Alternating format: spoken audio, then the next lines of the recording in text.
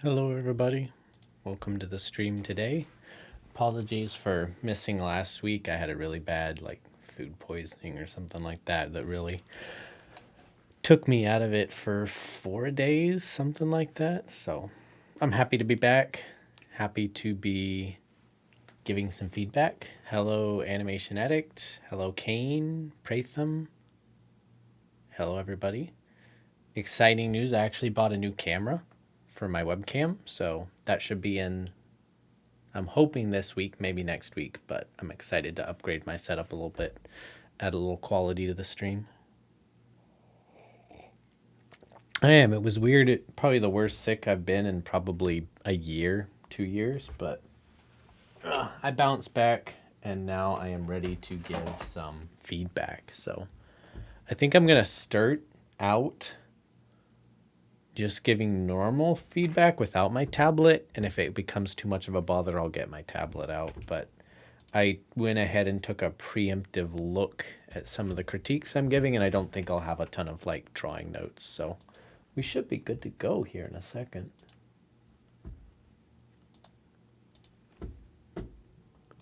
Just need to switch these around. Also, just a quick thank you to everybody who showed this term. You know, Kane, Preethi, Pratham, Ayub, Nikki, all of you guys, very much appreciated just coming to the stream, hanging out, chatting, looking at work, everybody else that showed links. We're probably going to do something slightly different next term. We're still going to be doing feedback and critiques like we are now. We're just maybe switching around the order or how we do them. But it's been a super fun term. I really enjoyed starting out streaming. And it's really been really great, the reaction we've had from all you guys of we're relatively new to the streaming world. Typically, it takes years to build up a big audience. And here we are within the third month of our stream, averaging 10, 15, 20, 30 viewers per stream. So it's been amazing. It's been really cool. Me, Sin, and Madison hope to continue to increase the quality and professionalism in our streams, but also keeping the more personalized, easygoing feel, and continue to give better and better feedback as we go on. So it's been super fun. I've enjoyed it. I hope to continue on the cube cult as we continue on, but it's been fun. So thank you guys a lot for showing up every single week, and we really appreciate you guys. So with that said, let's get on with the critiques. So first, I'm going to give feedback to Preethi, and then we're going to move on to Kane.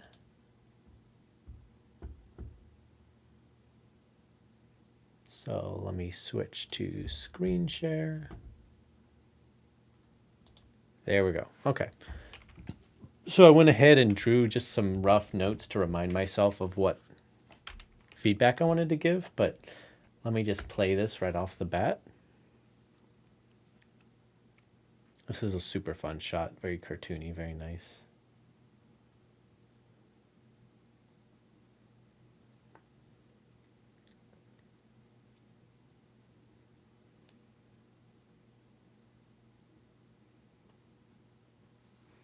Cool. So overall, I'm sure you probably have Nick Kondo as your mentor, so the posing is very, very, very nice, very cartoony. Such nice posing, such nice cartoony motion. So I don't have a ton of notes. I do have a couple on the feel of things.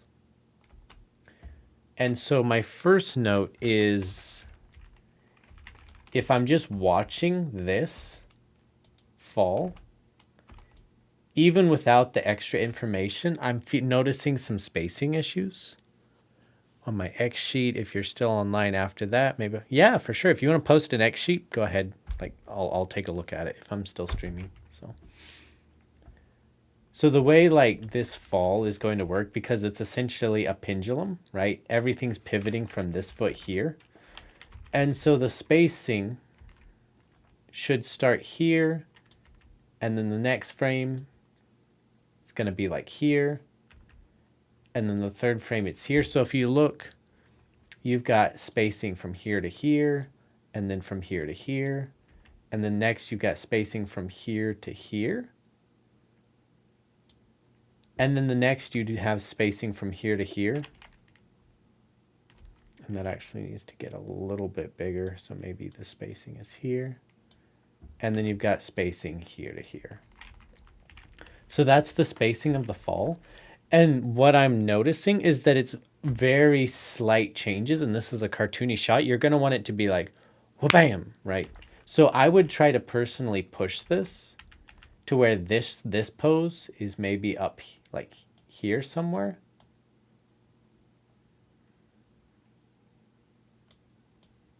You know, still essentially what you have.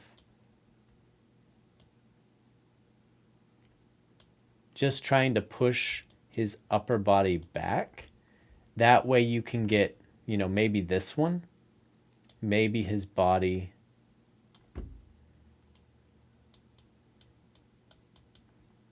His head is up here, right? So then you're getting like this spacing, and then you've got this spacing, this spacing, then you've got spacing here, here, here.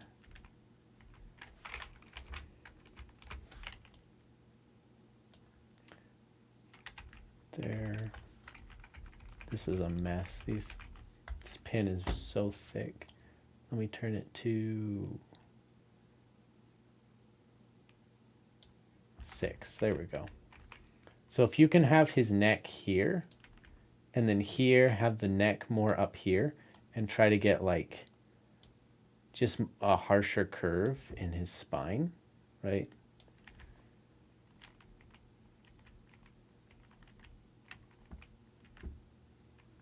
That's this frame. It's there, and then you can have this here. And then you can have this like here, which would just, again, be a harsher curve in the spine. And then you can have it hit. Then here you can have the frame somewhere around here, just really pushing the spacing, if you get what I mean. So like, obviously you don't have to push it this far, but just try to push the spacing so that it really accelerates as it falls to the ground. And then as a key pose, I think it would be very, very important to get the pose from between this one and this one, right? Because there's so much information that needs to happen within here that we need a key pose. And also of him hitting, right? He's falling with so much force and momentum, his face will have to hit the pavement, the floor, or he's going to be falling, bouncing, hitting, and then he's going to come down with so much momentum, he's going to bounce up and like catch himself, right? So like that's theoretically what you could do here is like he's falling here, and then as his like chest starts to roll more, his hips start to bounce upwards.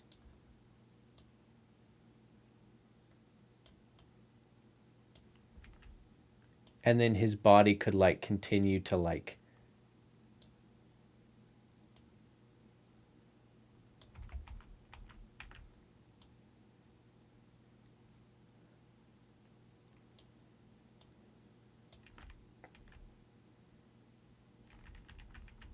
until you get to there, if that makes sense.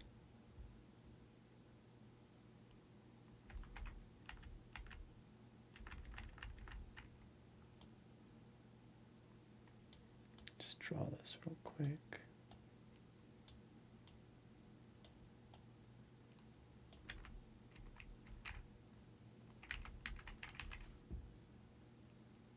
So you've got both of his arms, you've got his head. Boom, boom.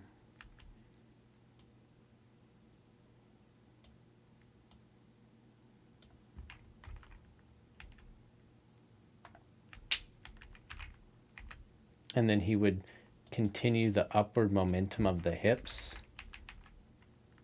until he hit into this pose, if that makes sense.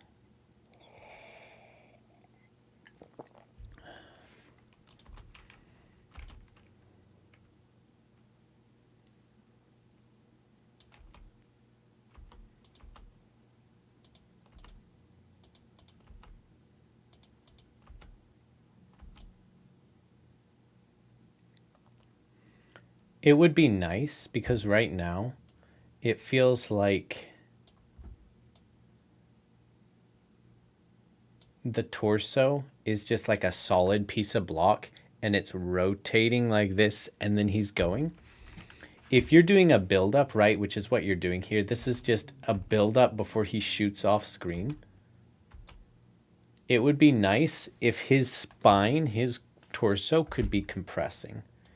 So if you start out here, right, and you've got this kind of a spine going on, maybe you can compress that and get it squashed in until it's like here, right? Because that's what this is, anticipation. So if you jump, you bend down, and then you jump up and you stretch. You squash and then stretch. He's spinning those legs. He's building up power, momentum to shoot off screen. His body's going to be compressing and then stretch off screen. So I would just try to like compress the body down, maybe even like rotate the head in a bit, like looking more this way as he goes on. So like he starts relatively stretched out. Arms are stretched. And as he continues to go, he squashes in and then boom, he's off like a rocket.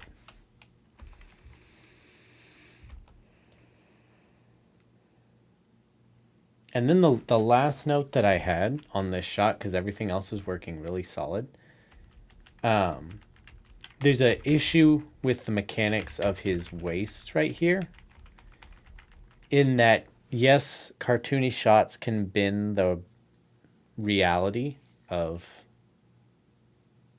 everything, pretty much. But it can bend it, but it can't break it. It still has to follow the basic physics to some extent. Even something like Looney Tunes, right? Where someone's character's walking off of a cliff and they're walking in air, right? The illusion is that they think they're still walking on land, so they're still following the physics of Earth. And then they realize the ground is gone and they fall and they speed up until they hit the ground. So even things that are totally busted, so cartoony that it isn't even possible, feasible, whatever, they still follow the rules of animation and physics and body mechanics. They're just bent. And so even though this is a super cartoony shot, what's standing out to me is that his hips are moving very quickly, screen right to screen left with a lot of force. They're still moving screen left. His foot is off the ground at this point.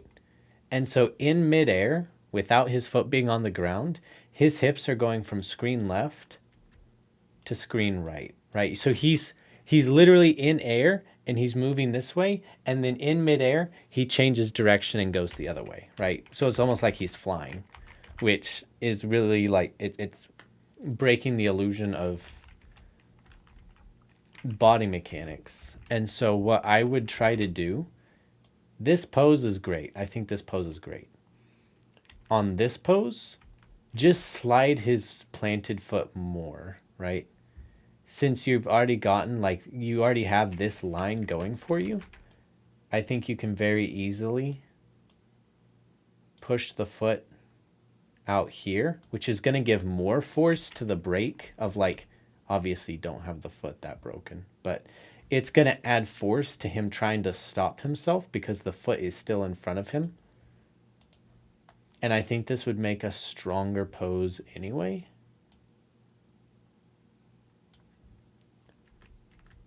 And then here, go ahead and have the hips start going screen right.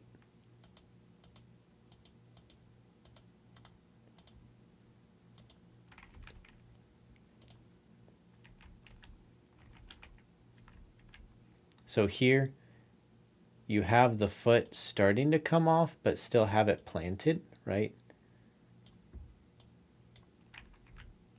So the hips are going to be here.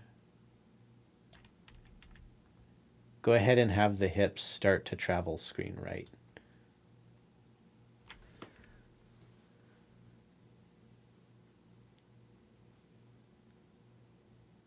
Yeah, exactly, Cadriano. Sony is very, very good at cartooning. Hey, Preethi. Sorry, I didn't know you weren't here. I went ahead and left you some notes. I'm almost done. I didn't have a lot, but you should be able to check the video review and see the notes. I didn't have a lot.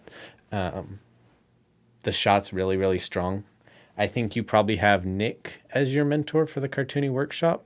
So I'm sure he's giving you amazing like posing advice because the poses here are all really strong.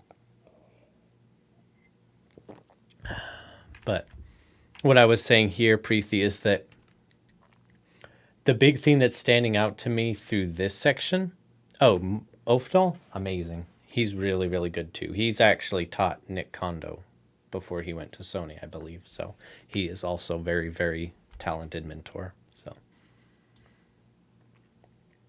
but my note here, Preethi, is that even though this is a super cartoony shot, it still has to follow certain body mechanic principles.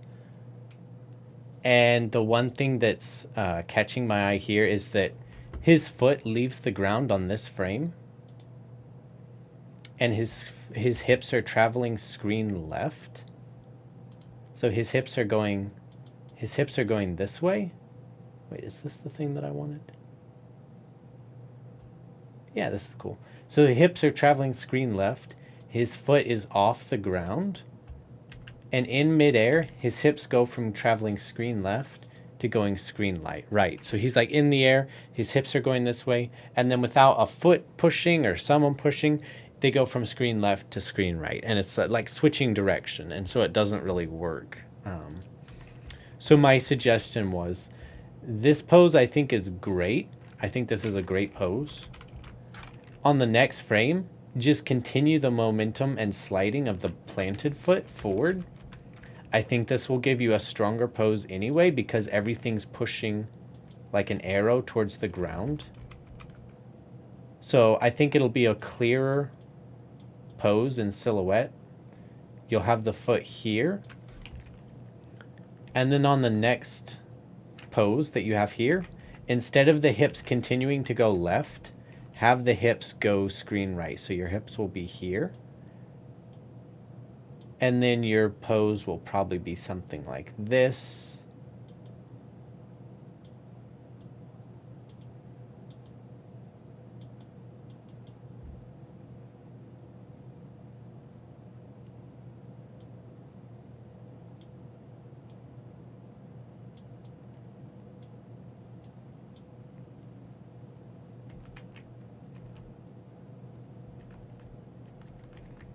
And then you can continue on as is.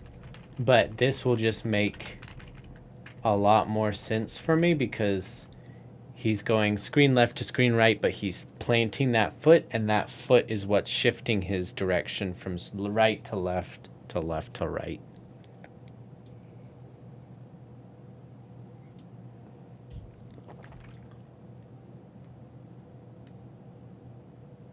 It would also be cool if you could play with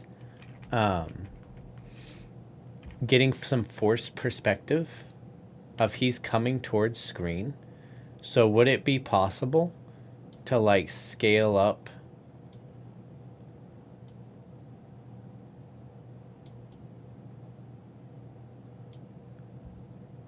Hey Ayob, would it be possible to scale up that foot coming towards screen?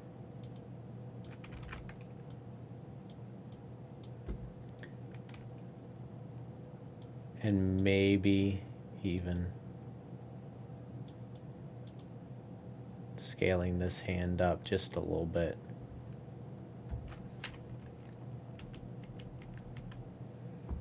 And then like, yeah. I mean, you can play with scaling this up as well. But yeah, I think you could play with scaling it up just a little bit more just to get like that coming towards screen and it's like getting really big. I think that could be really fun, really cool.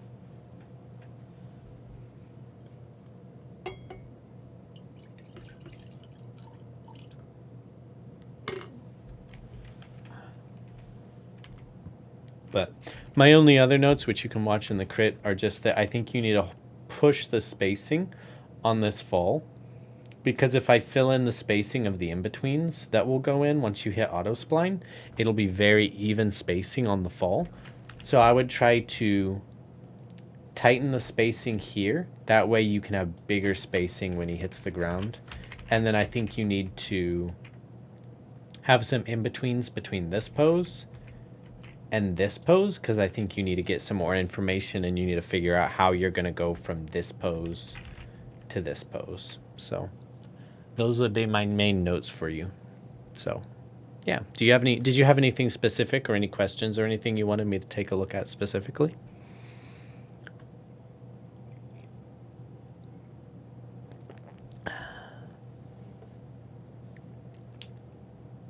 The hop. So that would be this here.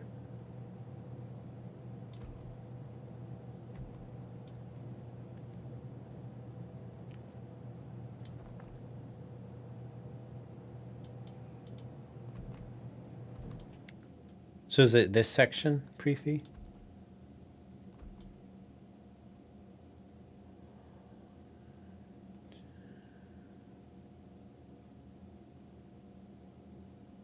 The next part? Ah, this part, okay.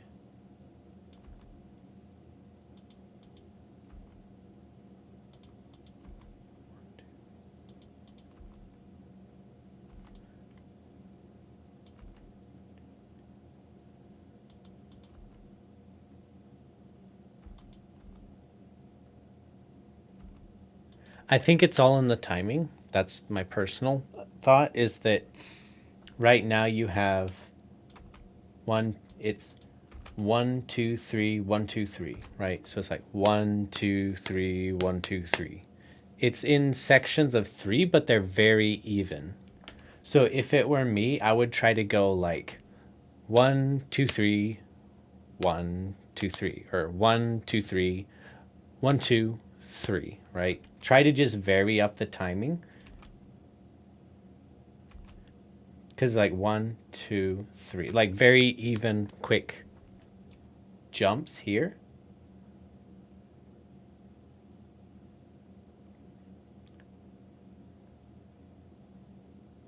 I would imagine because he's turning, right? He's going to hop very quickly. And then the third hop, he can pause a little bit to try to like catch himself. And then the last hop is whenever he trips, right? So it's like 1, 2. Those are very like boom, boom, like very quick hops, very long distance. And then this third hop, he tries to like hold, right? Because he's trying to catch his balance, right? After he turned. And then that can be a longer hop, like a slower hop. And then he's going to hop and then he's going to trip and fall.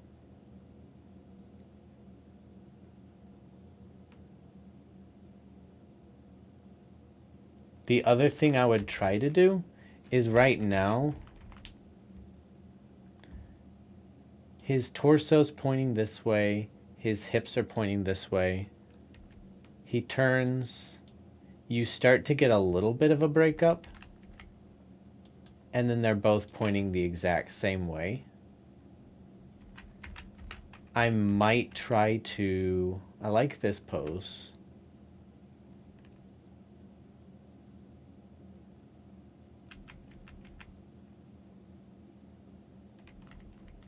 Basically what I'm thinking is the hips start rotating first and the torso drags, but then I want the torso to overtake and then the hips drag, right?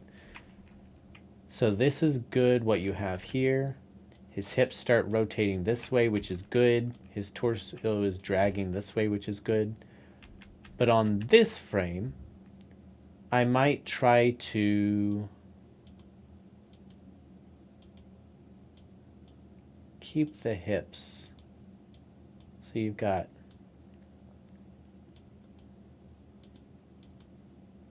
this here.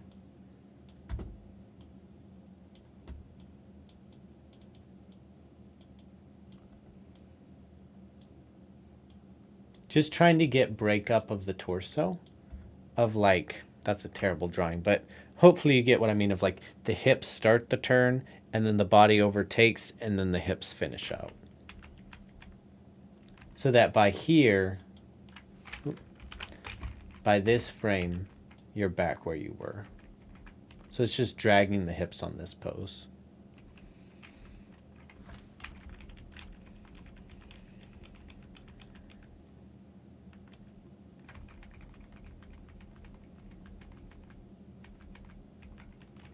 I might also, during this section, try to get his shoulder out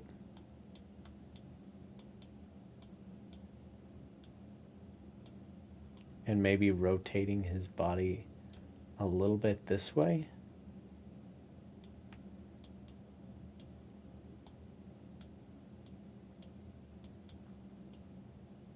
Yeah, just to get that shoulder out as he's pulling up on his shoe. Like, it's hard like to pull up on your shoe without like getting your shoulder up there. So I would try to like push the shoulders a little bit through this section.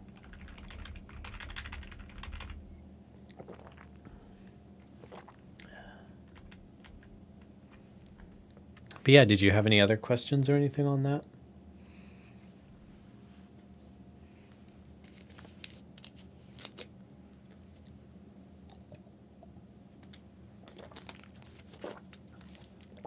Awesome, awesome. Yeah, this is turning out really good. So yeah, good work this week. And I may not stream next week because I may be trying to take a break during the middle, like before the next term starts. But if you want to send it to me and just get some quick notes on it or whatever, just feel free to send it. And that goes with any of you. Like, I won't look at it. I won't be streaming, so I won't look at it on stream. But I can give you guys some notes if you post it in the Discord or DM me or whatever. So cool. Next we have Kane, and he's working on the octopus shot. So let me know if you can hear it. You should be able to hear it, but I don't know for sure. So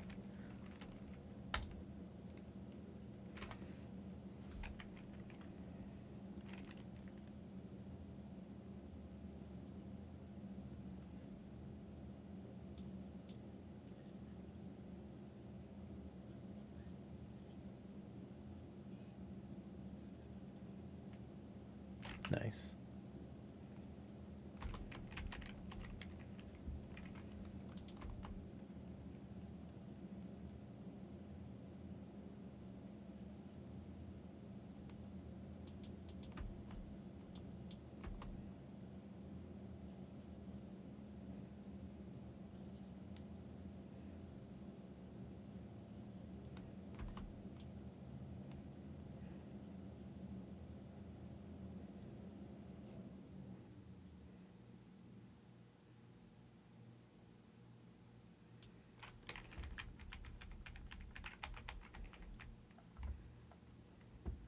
For this pose, I would try to keep, because octopi, octopuses, whatever you want to say. Hello, Lily Baker. Whatever you want to, like, octopi, whatever. Their tentacles are always very, very curled. And that's a very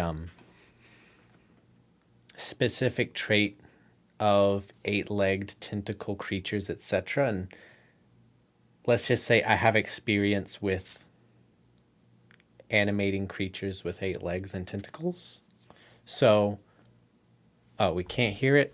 Well, then I am dumb. Oops, hold on.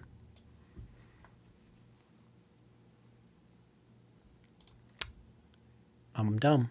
I always forget. Now you should be able to hear it. But anyway, something that helps me a lot whenever I animate a character or creature like this is that you keep their tentacles curled a lot. at all times, try to get as much curl within the tentacles and try to get as much non-linear motion as possible. Meaning, like, instead of having a tentacle here and moving it here like that, like, this is just like linear movement, right? Of like A to B. But with a creature like this, if I can get my hand, with a creature like this, it's nice to get like, like, you know, instead of just here to here, try to get like moving and twisting and turning as it moves forward, because octopi are like that kind of motion. Like they spin and swivel and swirl around as they try to come forward. So rule of thumb for me, whenever I'm trying to animate, like I've animated this creature before, I've animated other creatures with multiple tentacles and stuff like that. I'm trying to think, there's another rig. Maybe it's this one. There's an octopus rig that comes with like Blue Zoo that I've animated before. But like the key is like keeping them as curled up as possible. So even here when he's like, I am the angel of death. I'm the angel of death. What I would probably try to do, because I like this a lot, I might even like try to push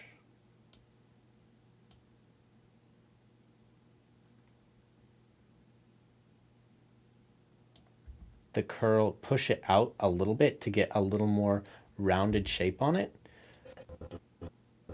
But even when you're here, probably what I would try to do is I would try to like curl this way. And I know I'm drawing red on red, and that's terrible.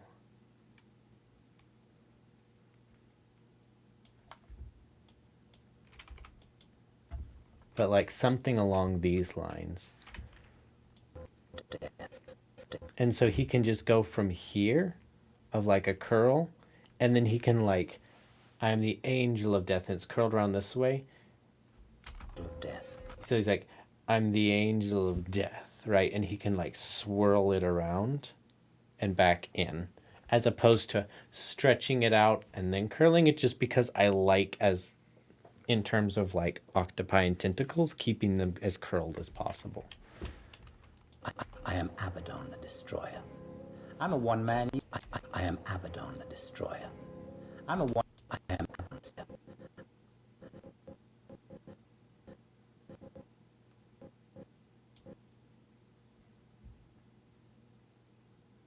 Right. And then the same note goes with the fish. So like if you have the fish swimming along, right?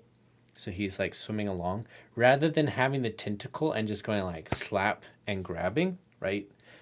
An octopus is going to be much more snake-like. So it's going to slide around it and then pull. So instead of going like open, slap, right?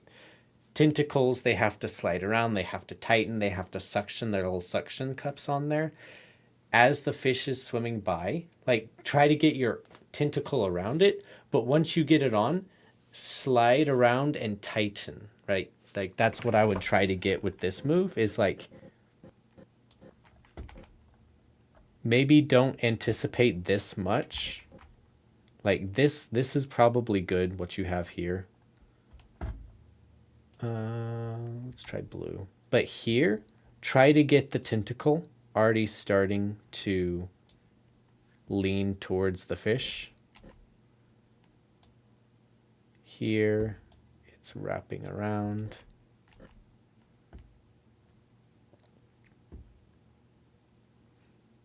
And then here, maybe we can get the end. Why do these people come every single time to our stream? Ban.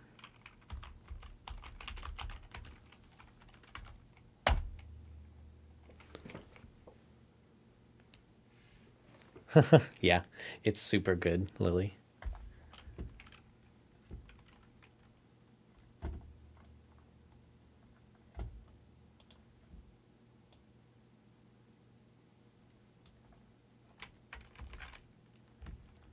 The size of this brush is so large. Ah.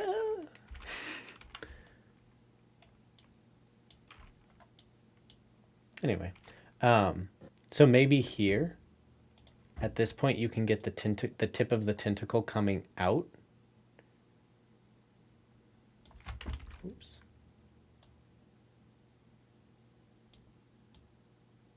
To show like the tentacles starting to slide around.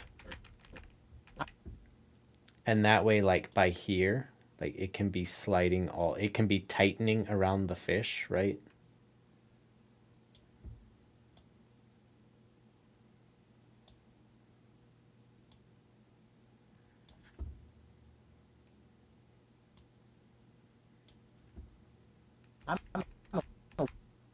And then by here, because he's slung it around, like now you can really have it like wrapped around the fish.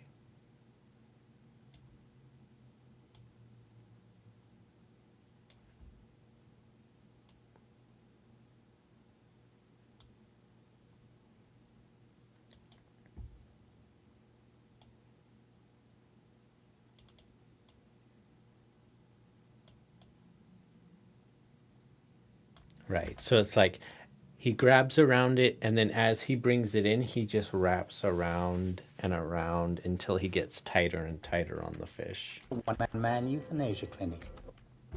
And so here, like, it would be nice if you had, like, again, this wraps around here, and this wraps around here, and then that wraps around again, and that would slide around here, right? So it's like wrapped 2-3 times around, which maybe you can't get that with this rig. I think you probably could if you like scaled and stretched and really got around, but I think it would be very, very important and would add a lot if you could have that of it like tightening around the fish. Only with me, you don't have to go to Switzerland. You don't have to go to Switzerland. You could have like tentacle, second tentacle, third tentacle in each one.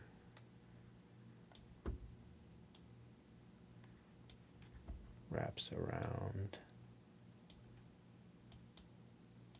Yeah.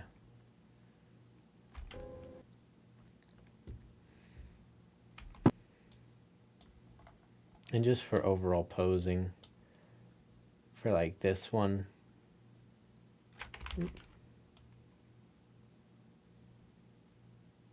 I'll just try to like curl that one more. Maybe get this one a little more.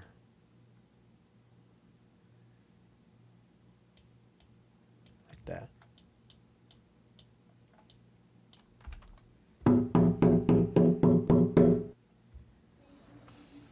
Let me tell you something.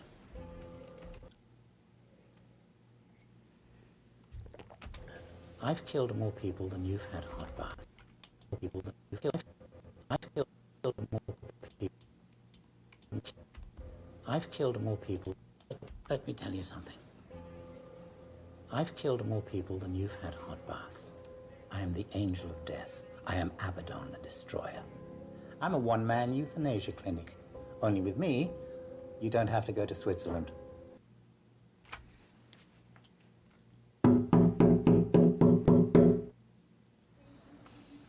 Let me tell you something. I've killed more people than you've had hot baths. I am the angel of death. I am Abaddon the Destroyer. I'm a one-man euthanasia clinic. Only with me, you don't have to go to Switzerland.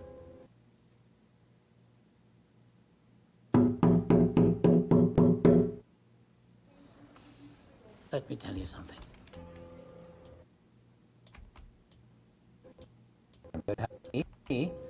You don't have to go to Switzerland.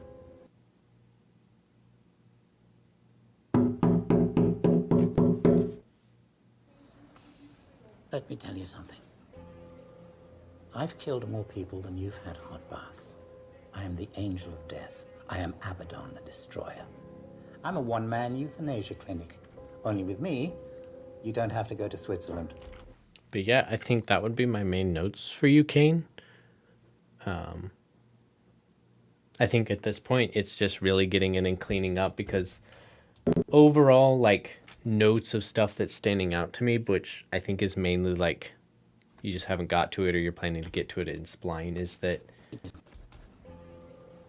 I've killed more people than you've had hot baths. the path of action of the character's route, or like, you know, the character as a whole, it's feeling very jittery from this section I've killed more people than you've had hot baths. I'm the to here. Like, it doesn't feel like it's being motivated by the tentacle legs and going forward. It feels like it's kind of popping around of like right here. Like, I can see it's like going left and then right and then left again. Right. So it's very poppy, like jittery motion. And then like I would expect like right here, if you can see like in the TY up and down, it goes up and then down and then pops up and then down and then pops up and then down again. So it's like poppy up and down motion.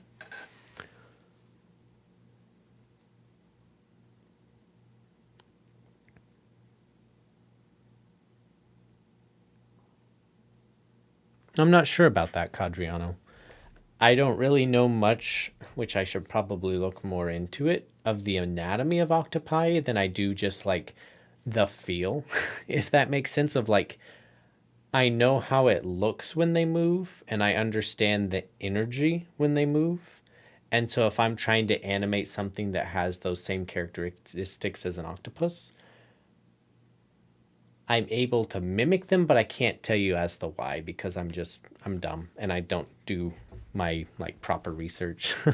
So I wouldn't know about that, Cadriano, but I do know like the feel of how to animate it, if that makes sense. So, I've killed but more people. what I would expect as like this section is coming up is like leading with this side of the hips, as like he comes up with the left side and then the right side, right, as he's like moving his tentacles. So like try to get like the left side of his torso up this way maybe, and you'll have like the head exactly where you have it here. And then he gets the rest of his body, so then he's back where you have it here, right? So it's like start with the left side, then go to the right side. And then as he drops down, trying to get a little more like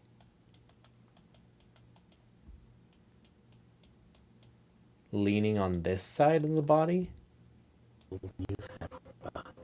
And then maybe at this point, like maybe leaning a little more like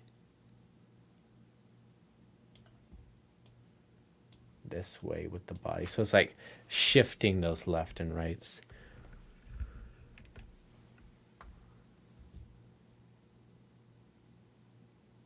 Interesting. I did not know that.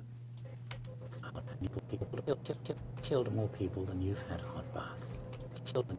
So like big note, like if for moving forward, Kane, of like, this is what I would focus on next, because I think the acting beats, poses, all that is working relatively good.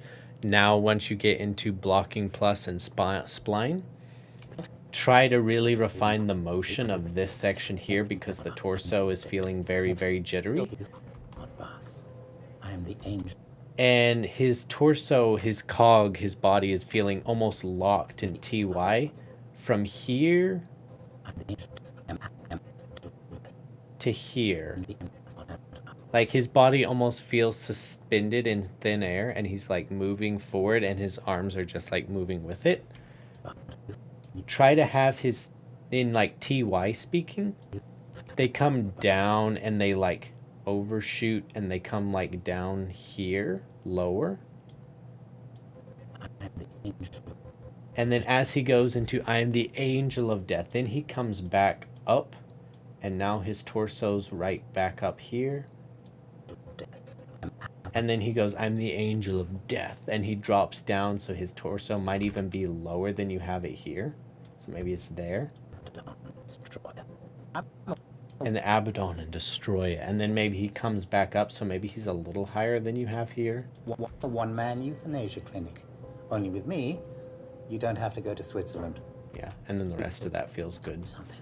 But that would be my main note for you this week, or moving forward, Kane, is really try to refine the motion, because right now it's feeling a little bit poppy, like I said before, and there's times which your character feels suspended in midair because there's not enough TY movement. So up the TY movement, get him moving around a little bit more, clean up the graph editor, clean up the motion of the move, get some more rotation in the hips, and then just start splining, start refining that motion. So that would be my main notes. Do you have any questions or anything on that, Kane?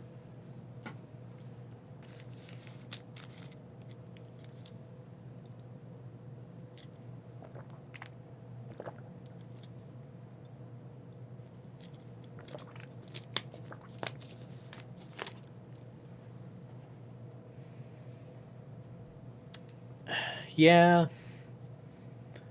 For me, so I handle lip sync very differently personally and professionally.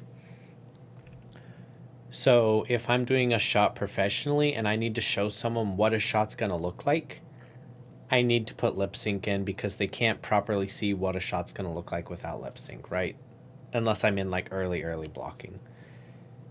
If I'm doing a personal shot and I'm not having to show it to a director or somebody, I'm just getting pure animation feedback, I don't do lip sync until I'm in spline. Once I'm in spline and I get bored cleaning up curves, then I go in and add the lip sync, because I don't find it very intuitive blocking in lip sync with stepped keys, right? Because lip sync is a frame by frame process, right? You have this phoneme on this frame, this phoneme on the next frame, this phoneme on the next frame.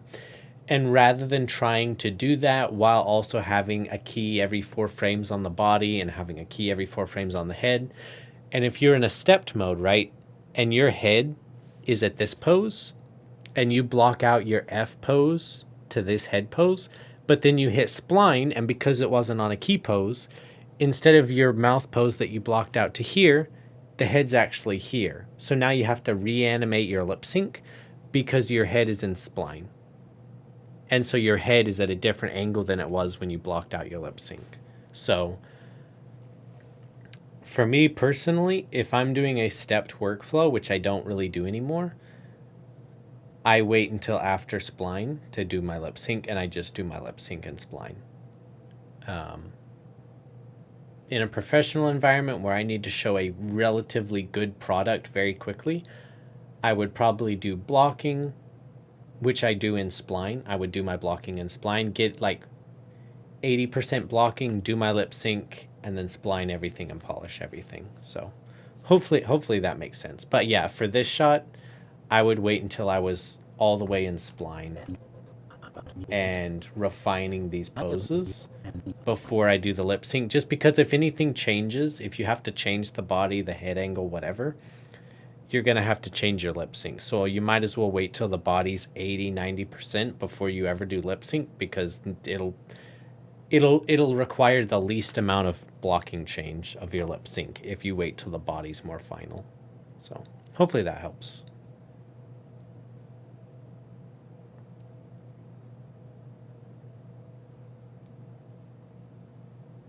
Cool. Yeah, and just my rough workflow for lip sync is, for me personally, I think about lip sync in terms of phonemes, much like Sean Sexton does, of like, okay, B pose goes here, I'm going to put a B on this pose. M pose here, put an M. The difference between me and like the way Sean Sexton does it, just because it works for me, and I'm also mostly blocking lip sync in a non-professional environment. When I block in my lip sync,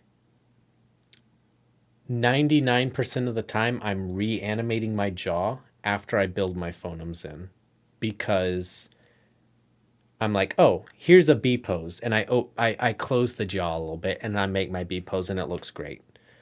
But I'm not thinking about the fact that he's saying the B, like band, rubber band, right? And he's saying the B in between and rub, right? And maybe the jaw doesn't work within those two words, and I just posed it off in itself in a void. And so what I do is I just take the character and I just animate a jaw pass of like rubber band, right? Rubber band, right? Rubber band. And I just animate the jaw. And then once I have the lip sync reading 90%, because you can literally, like the Muppets, right? The Muppets read and they have no phonemes. And if I can do that with my jaw pass, I know my jaw pass is 90 to 100% final. And then I can go in and I can craft these appealing, beautiful mouth shapes on that 90% jaw pass that's already reading good. And if it's already reading good, my only job with the phonemes is to make them read better and look more appealing. And it also makes it a lot easier in terms of the mouth corners are for expression, the middle of the mouth is for reading. So I can focus on, because the jaw already made the lip sync 90% read, middle of the mouth, MB's P's. Close them, open them. Mouth corners, get that expression, get that performance reading really, really, really nicely. And then once I do that, I found that my lip sync, I never have to reanimate the jaw because it's working 100% before I ever pose out my phonemes. So hopefully that helps. That's how I do it. Maybe you can try that and just see if it works for you. But for me, that's how lip sync has been the most efficient for me, is doing that method. So, but yeah, hopefully that helps. Do you have any other questions or anything on that?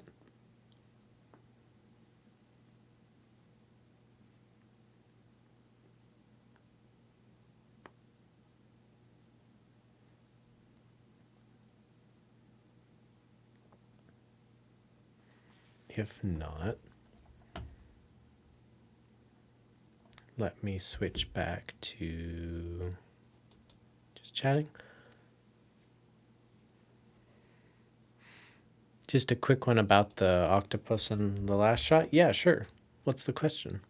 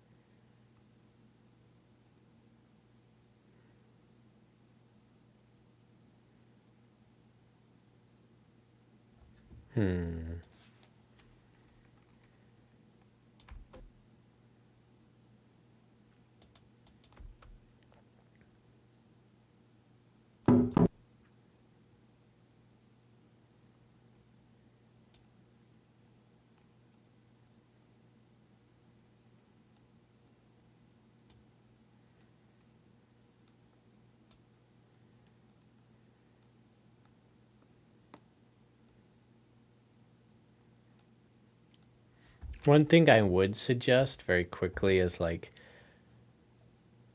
just try to get a more graphical silhouette of composition. Try to get the kid's head rotated around a little more this way, of like, it's almost what you have, just rotate tiny bit in Y and a tiny bit in Z. And then I might get him looking down a little more this way. And I would try to get the octopus rotated around more this way in silhouette, looking up screen right and holding the fish out here.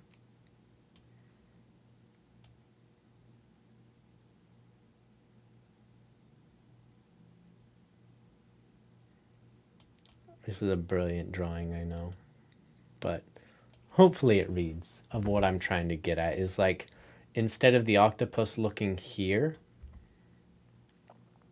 I would try to get him rotate it around and get him on this left third, which you're almost there. It's just a little bit more, and get him looking almost graphically left to right.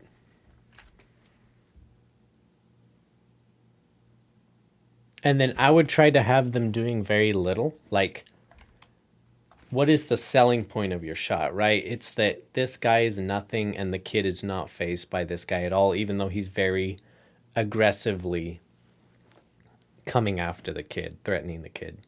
So what's going to sell that the best is if he gets no reaction, right? Because if the kid gets like a big reaction, well, then the octopus did his job threatening him, right?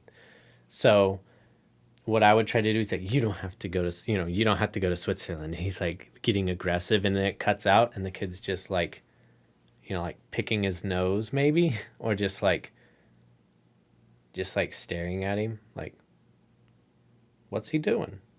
Right? Just like confusion, boredom, a blank stare, no thoughts. Like any of those I think would work very, very well, because it gives you the payoff that you're setting up, which is child is poking at octopus. Octopus gets aggressive, but he's so small the kid is not fazed at all. So whatever you want to do, it's really up to you to show that the kid isn't fazed at all and is really unimpressed.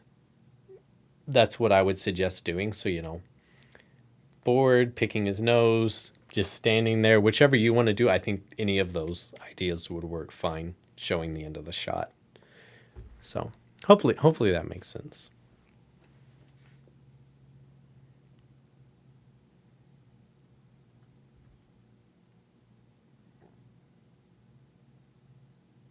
Yeah, no problem. Really nice work this week. And then I'm going to switch around real quick. Give me 1 second. I need to switch my monitors and open up Maya.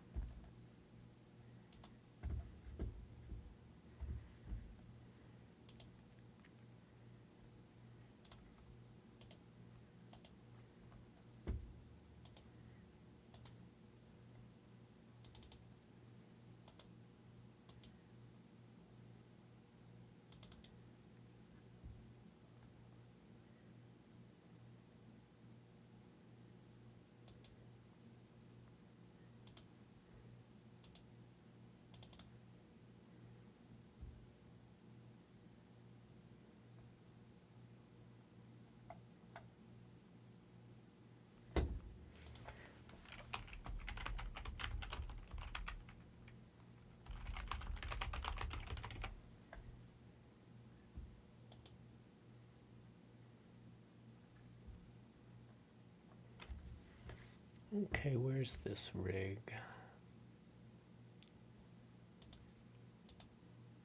Just gonna hope it's this one.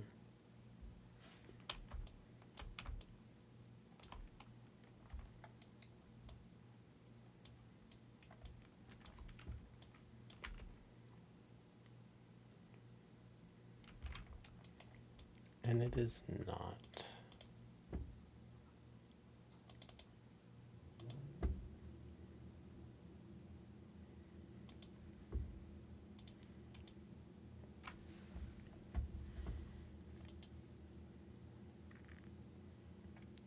Animation Addict, are you in the chat? You sent me the files to your walk cycle, but I don't believe I have the rig you used for the walk cycle.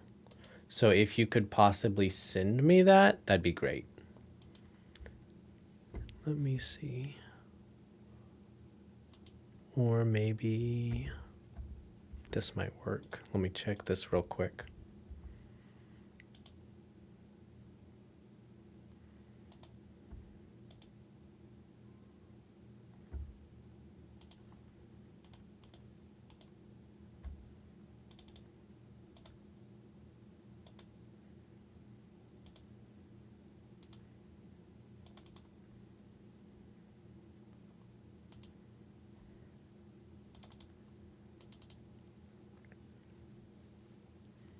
Wait, never mind. I found it. I found it on high-end 3D or something like that. So I got it. Never mind. You don't have to send it to me. So I got this. So let me take a lookaroo.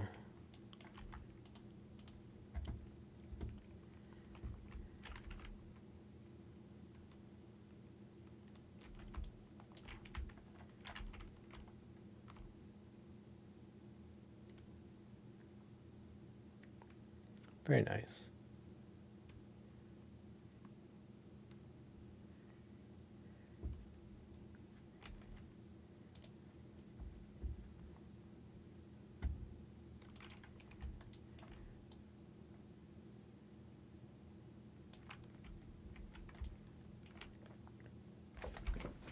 Let me get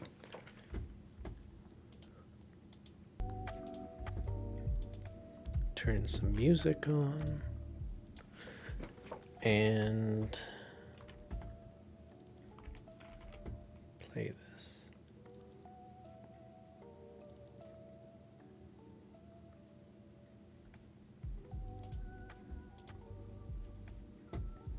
Okay, so it looks like you said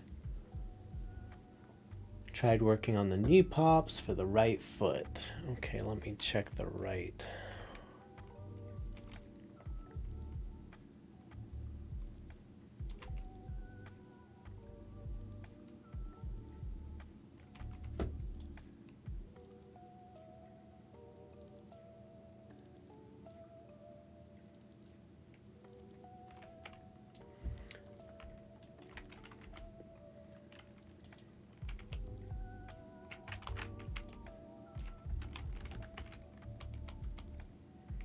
My only note for the right foot is that it's sliding backwards into this contact pose.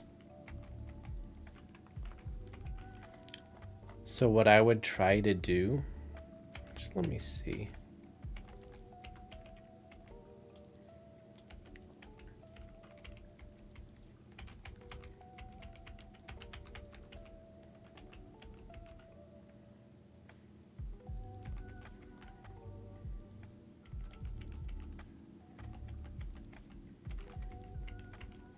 I'm just gonna slide this forward slightly just because I don't want it to slide backwards as much.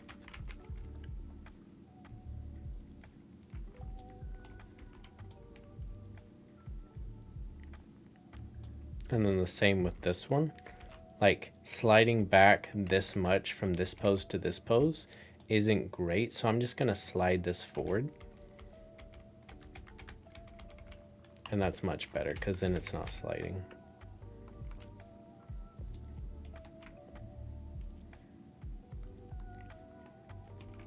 And then from the front view,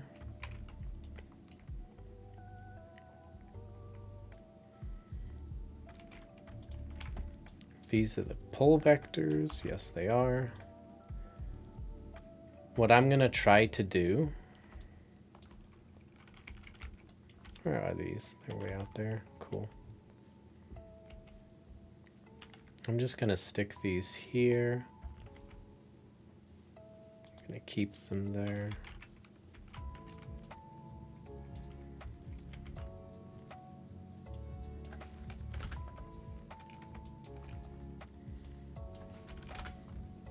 Let's just pull these out here. Set a key. Set a key. Front view.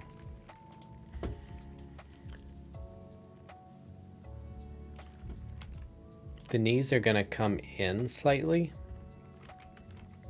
as you start to lift your foot. The knees are going to come in.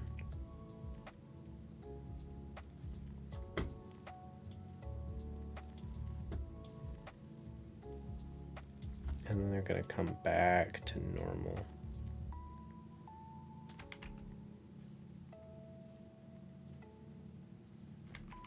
This is probably way too much coming in, so I'm gonna ease this off. Probably only gonna come in about that much.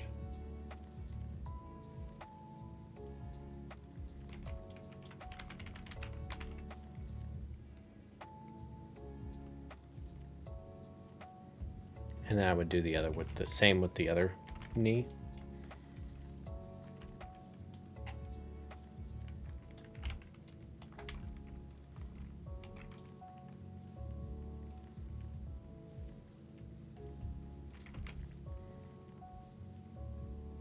I think another issue that I'm seeing is that maybe your translate X is off by a frame.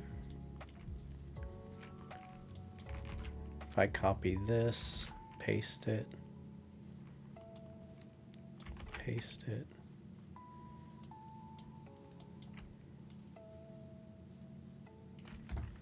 Okay, so this is exactly what you have here. What if I delay it by a frame?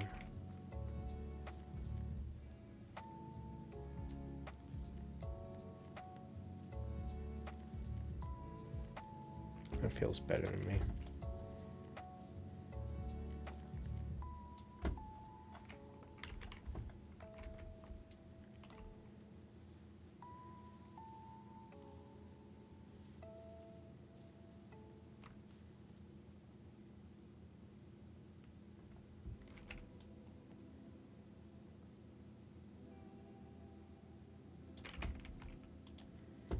For the feet, I would try to hold them.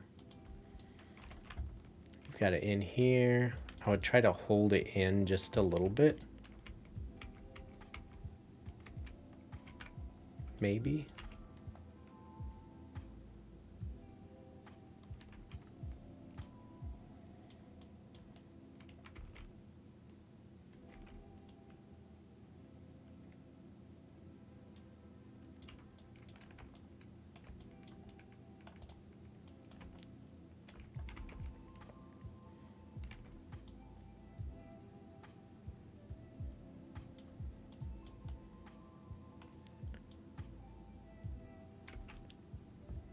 There's something off feeling about the feet, and unfortunately, yes, that is okay, Naheem. For me personally, I wait till the end to do that because I do a lot of key shifting, and I do shifting keys right, shift them left, move them up, move them down, copy here, copy there. So until I call a walk cycle final, I'm not going to linear the keys. And also for something like this, so like, right, this is a totally flat curve, right? So I shouldn't make this linear, right? Because now it's going to hit a wall into this key again. So basically a rule of thumb, Naheem, is if I copy this curve, right, because this is a cycle, right? It cycles from this frame to this frame. If I copy and paste this cycle here, if this curve switches like this, then yes, I need to switch it linear. But in this case, it doesn't, so this should not be a linear key.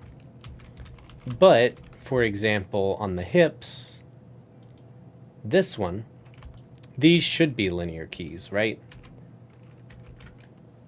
Because, for example, let me just delete these to show this. If I have a flat tangent like this and like this, the curve slows down, comes here, and then speeds back up. So if I copy this curve, paste it here, look at that. The tangent is just like I said, it's curved. So on curves like this, I would select these and I would hit linear. So it evenly flows from the last frame to the first frame. Same on this one. Evenly flow from the last frame to the first frame. But, for example, again, the TX here, even without a linear tangent, it evenly flows from this frame to this frame because there's a flat line after this key. Hopefully that makes sense.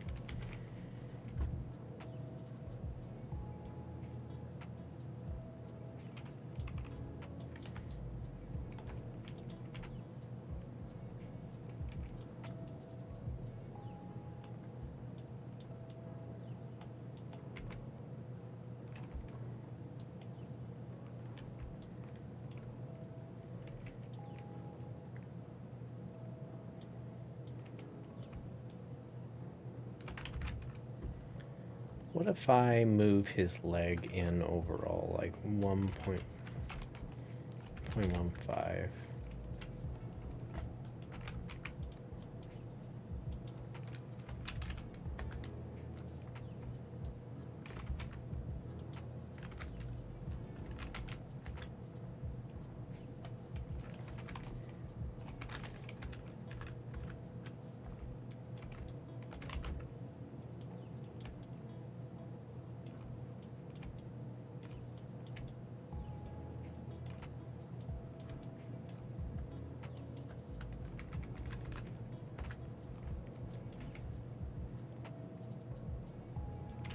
No, not good. Anyway, I don't know what I'm doing here.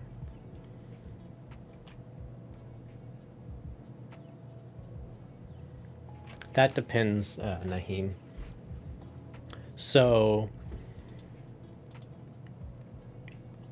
if you're doing a walk cycle, right, and you're having a character walk, and you're like, oh, I want to add a breath in there. That's not an integral part of your animation, right? That's just adding a little cherry on top of your cake, right? But if you're doing an acting shot and you have a character like this, and literally the first thing in the shot is like, I can't believe you did this to me, right? If that's your audio clip, right? And they're just like, I can't believe you did this, right? The breath is literally the most pivotal part of your animation. So if you're doing a walk cycle and you just want to add some breathing on to loosen things up, to make it more soft, to make it more fluffy, yeah, do it last. If this is an acting shot and the breathing is the most important part of your animation, do it first, right? However important it is, whatever in line it is on your shot, that's whenever you should do it. If you're doing an acting shot and it's like a singing shot where a guy's like singing a song, right? I would probably get my key poses in first, and then I would immediately go into figuring out, okay, where are my breaths going to be, and blocking those breaths in. Because you want those breaths to read in very first, because if he doesn't breathe, he's not going to feel like he's singing. So hopefully that makes sense. It's kind of relative. There's no hard and fast rule. It's just how important are those breaths, and depending on how important they are, that's how I'm going to decide whether to add them in first or add them in last. So.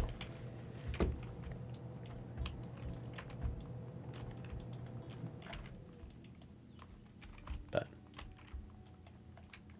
anyway, sorry, I'm looking at the Nikki's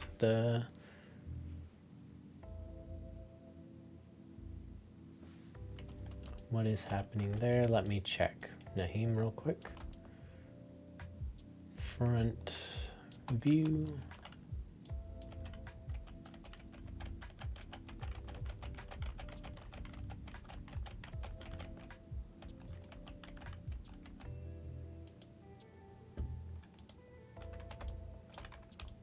The reason for the difference, Naheem, is the distance from the body that the foot is, right?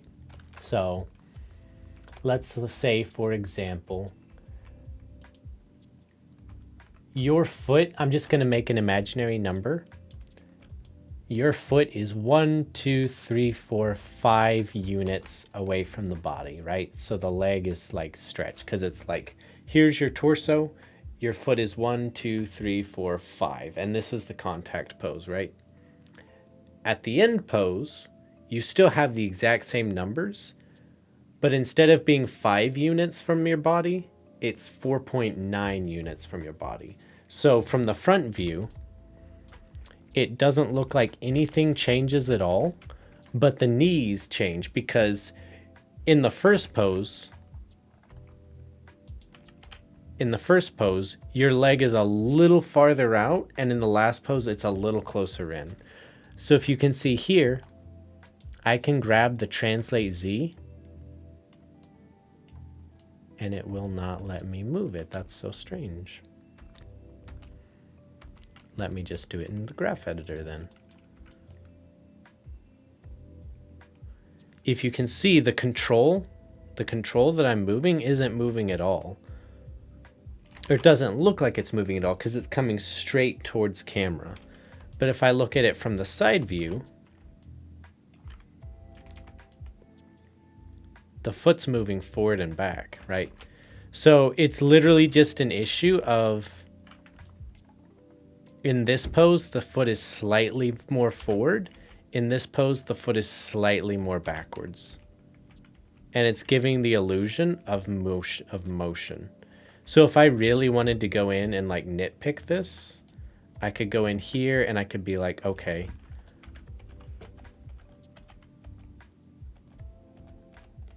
I think this needs to go back a little bit.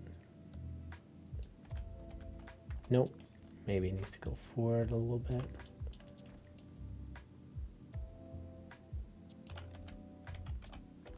There we go. Now we have a perfect pose on the right leg. So now I can see that the left leg, it's a little farther back on this pose and a little farther forward. So let me just pull this back a little bit. Okay, it needs to come back a little more.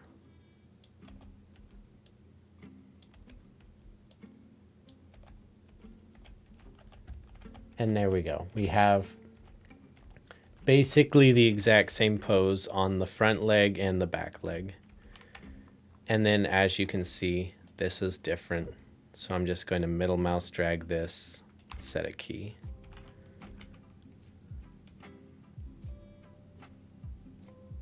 So now if I key through, you've got the same pose. So hopefully that makes sense, Nikita.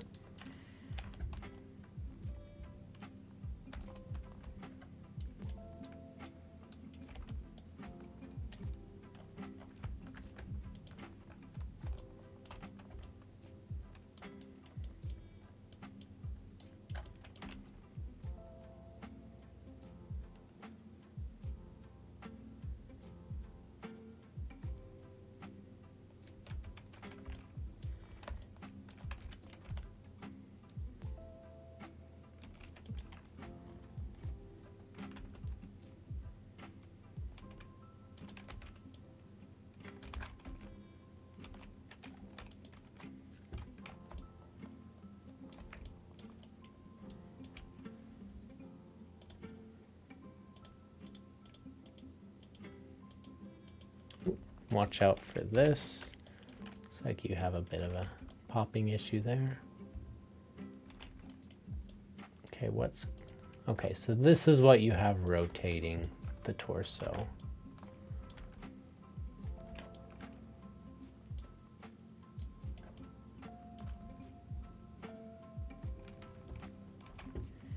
My guess would be, just from watching the front view,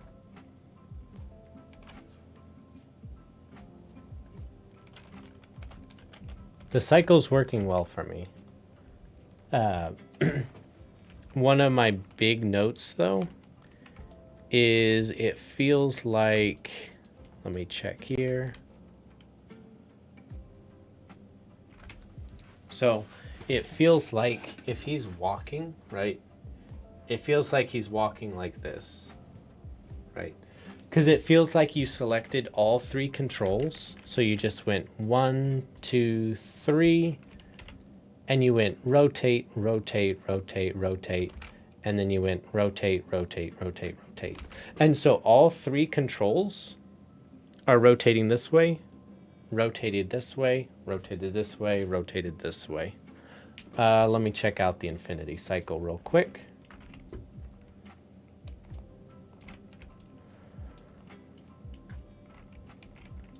I messed up the pull vectors real quick, so let me fix those.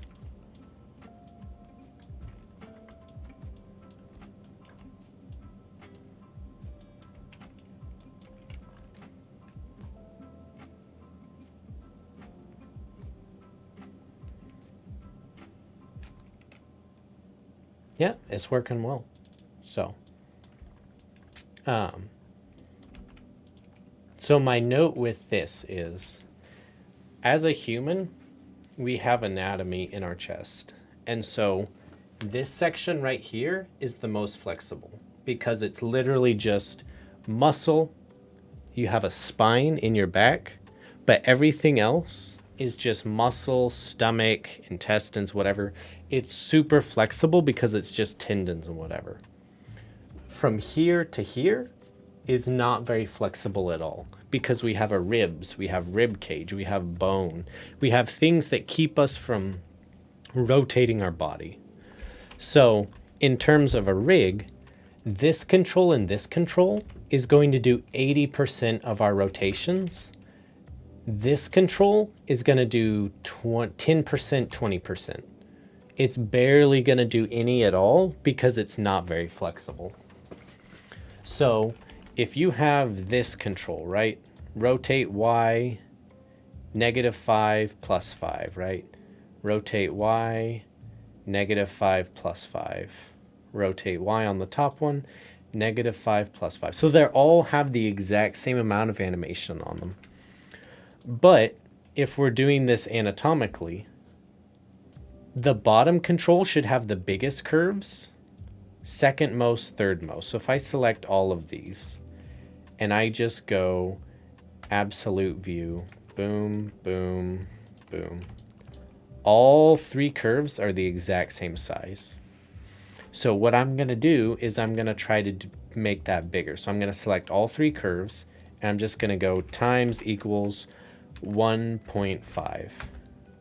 And I just made these curves bigger. Actually, you know what? I'm going to do times equals 1.2. And then I'm going to leave these the same.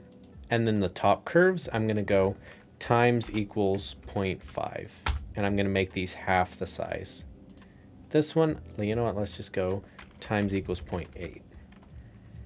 So now if I select all three curves, and let's just take a look at the rotate Y of all three. Do you see how this one's the biggest, this one's the second biggest, and this one is the smallest because it does the least amount of rotations? Now if I look at this from the front view, it's like, oh wow, this immediately got a lot better. And then what I'm going to do is now that I have the biggest, middle, and small how I want it, I'm like, okay, overall the body's moving too much. So I'm going to take all of it and go times equals 0.8. And I'm going to scale it down. That's working a little better for me. So now we need to think about how is the body going to be moving in terms of lead and follow. What's leading, what's following?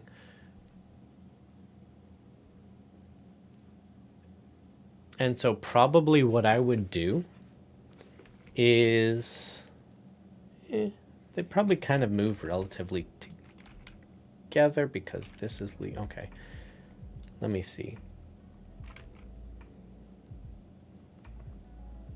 Let me think about how I would do this for a second. I would probably take these curves because these are the bottom, right? So these are going to rotate first, the bottom one, because the hips move first, right? Then this is going to rotate, then this is going to rotate, then this is going to rotate, right? So I'm going to take these curves, and again, I'm going to do what I've done for the last few weeks. I'm going to paste this curve. I'm going to copy, paste this curve, copy, paste this curve. There we go. And then I'm going to copy and paste it again. That way we have 2 or 3 cycles worth. And then I'm just going to take this and I'm going to offset it 1 frame back. And now I'm going to take this one. I'm going to do the same. Copy, paste, paste. And I'm going to move this here, and I'm going to offset it 1 frame forward.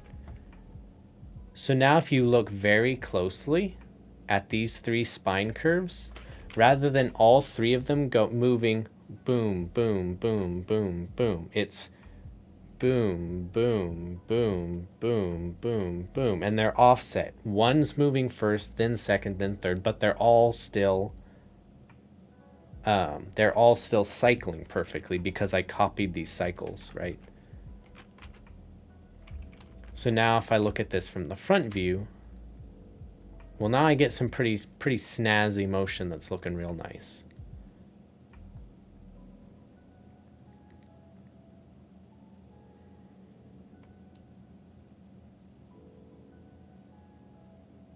So that would be my main notes of just like giving you some polishing tips of like fixing the spine, because like you've got the right leg working, right? So now your job is to get the left leg working. I think what you've done with the legs is working really nicely. So just keep going on that.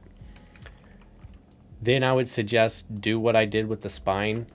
Make bottom spine biggest, then middle spine, then top spine, then offset them accordingly. And then what I would suggest for the arms are going, if you're looking at a top-down view for the arms are going to be moving essentially in a figure 8 motion, right? So what I do to track my arms is I select the cog, I select the translates, and I hit mute selected. And that just mutes the animation so it doesn't move. And then I'm just going to go ahead and select the legs, select the translates, mute selected. Now I essentially have a walk in place, and now I can animate the arms, because the arms are easier to animate in place than they are moving forward. And the reason for that is a little trick for animating arms is motion trail. Motion trail, there we go. So when you're animating an arm, it should be making a C-shaped figure 8. That's what it should be doing right now. So if I turn on my manipulators, let's say the arm is here.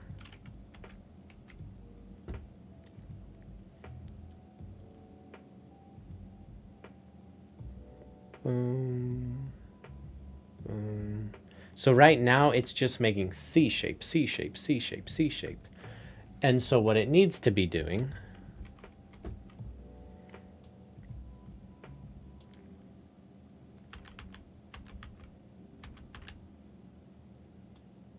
and I'm going to do it very soon.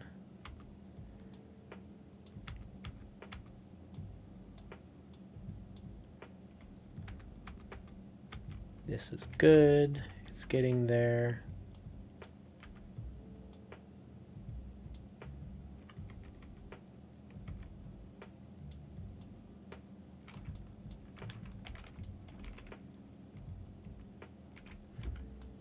Except I need to make a few tweaks and revisions.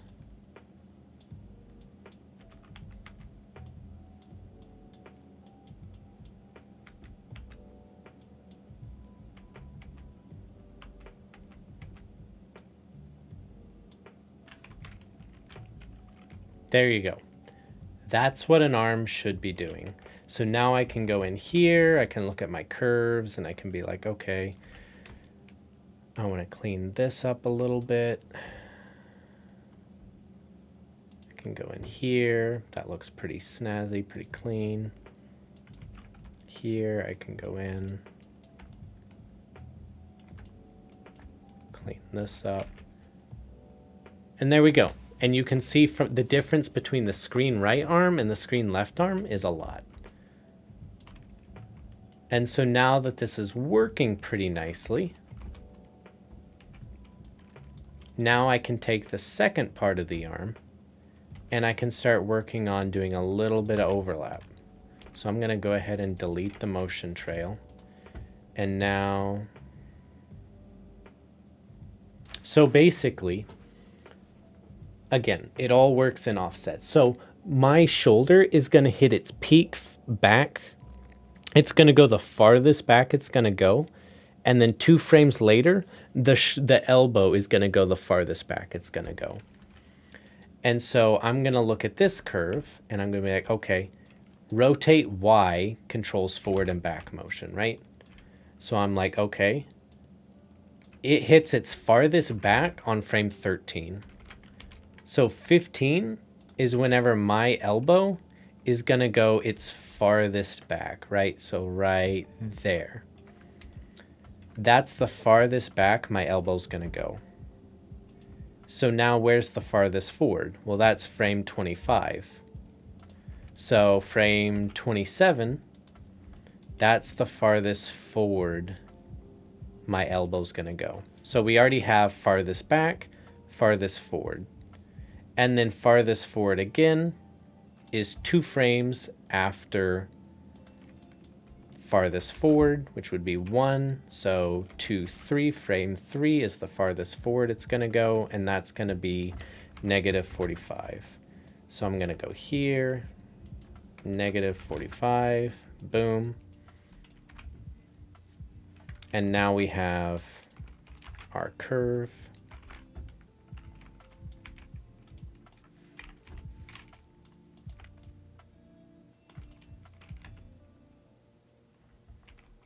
And so now we have farthest back, farthest forward, farthest back, and then farthest forward again. Sonic XX, thank you for following. And now I just need to be like, okay, here, I want this to still be going back. I want this to still be easing backwards. And then here, his arm is still coming back, so I want it to still be easing forwards.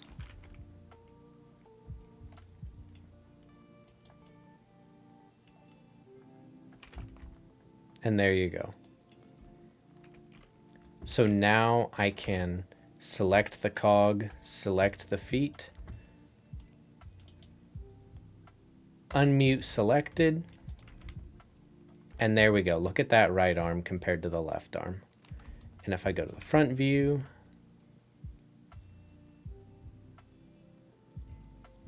it's looking pretty nice. Obviously, what I would do is what I need to refine is the rotate X, because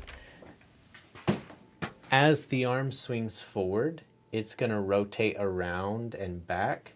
So you're going to get this kind of a motion of like, as the arm rotates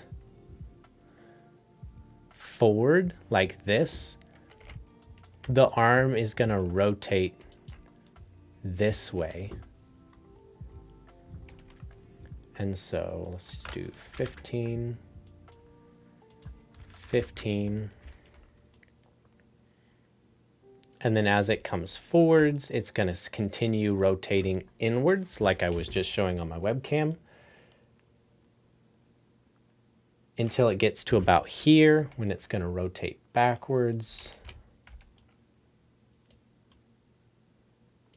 And it's going to continue backwards. And then as it comes forwards,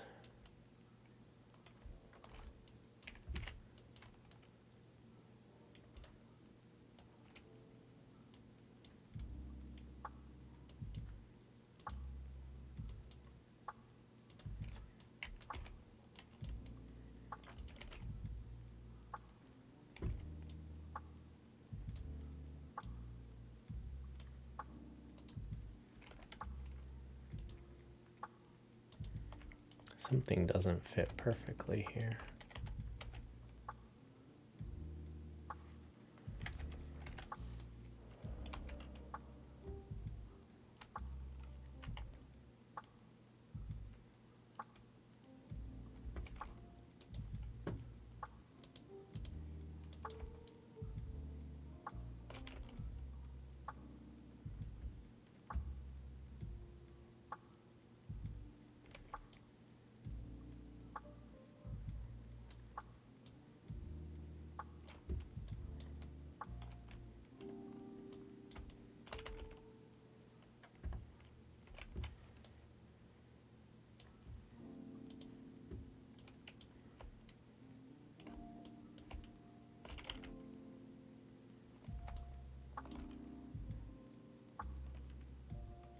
So there you go.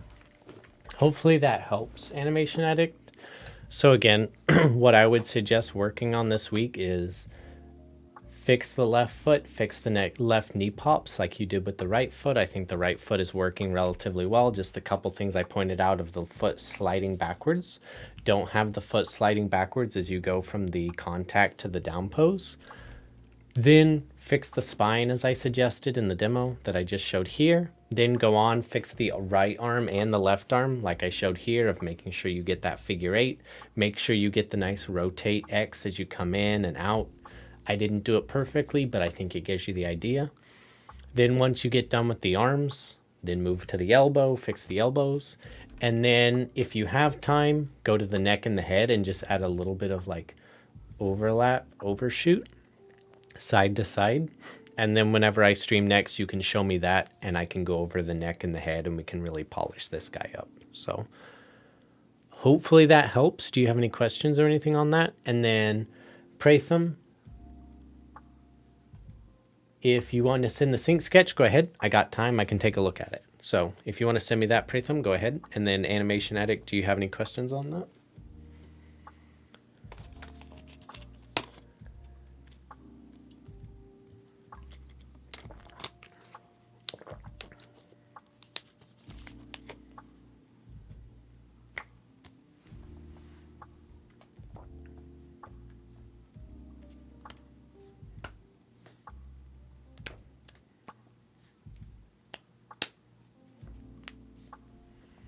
Cool. Let me take a look.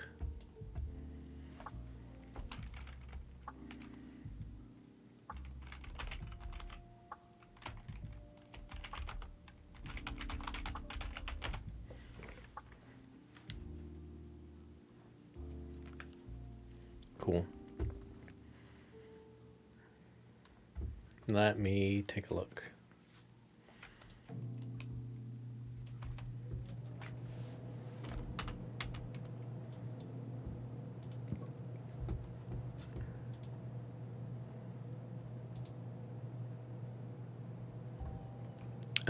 Real quick, Animation Addict. What I was talking about is here.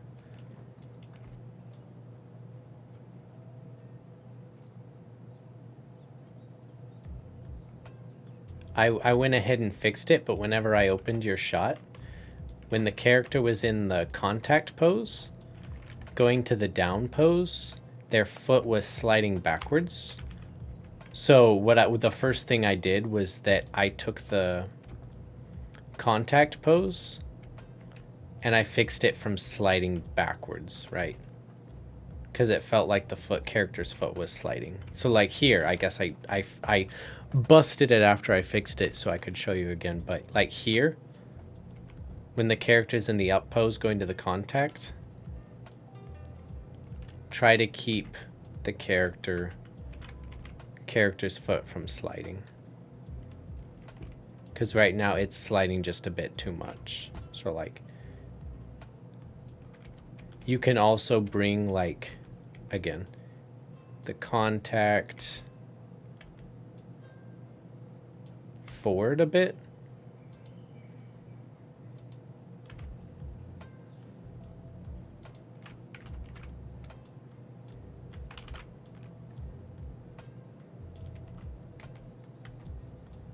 But try not to have it sliding backwards too much. Hopefully that makes sense. So it's either from the up to the contact or contact to down, but I noticed at certain points the feet were like sliding backwards. But to continue on with the critique, let me make sure my audio's correct.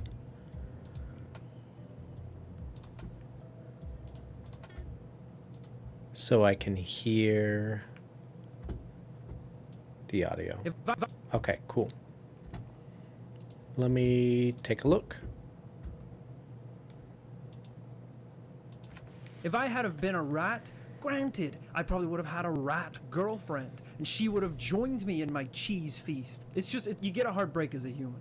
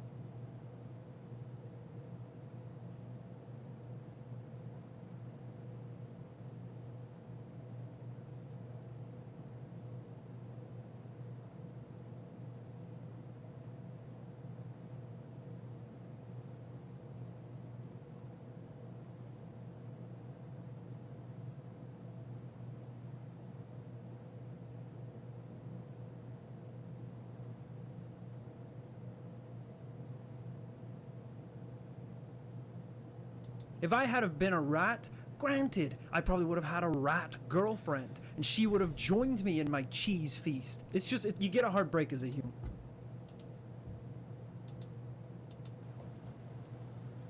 If I had have been a rat, granted, I probably would have had a rat girlfriend, and she would have joined me in my cheese feast. It's just, you get a heartbreak as a human.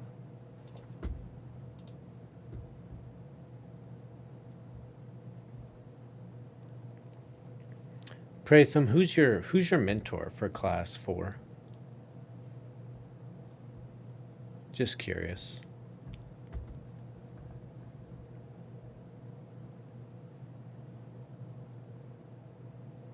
Let me actually check real quick. Ray? Nice. Did he have any specific notes he wanted you to go over before blocking? Or did he say this idea was good to go?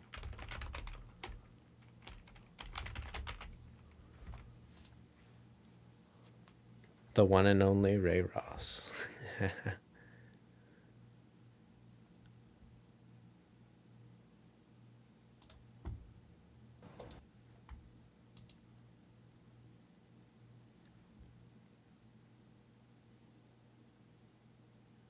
He gave you the go-ahead on this idea? Okay, cool. Let me watch it again and see. X sheet.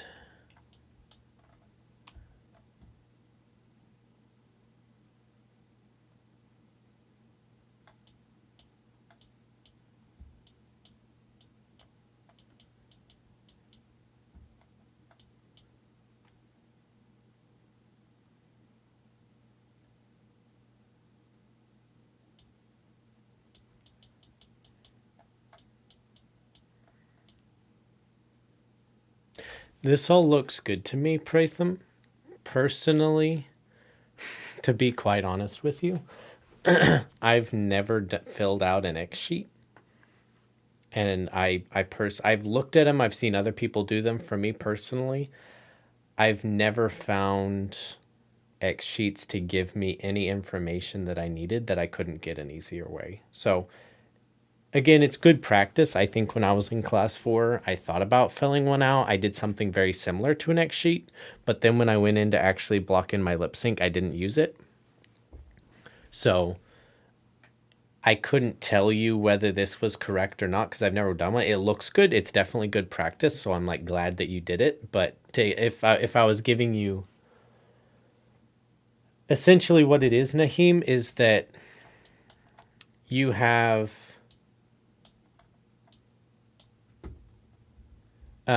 basically, Naheem, what it is you have your frame numbers here, and he went in and marked his phonemes per frame number of where he needs to put what.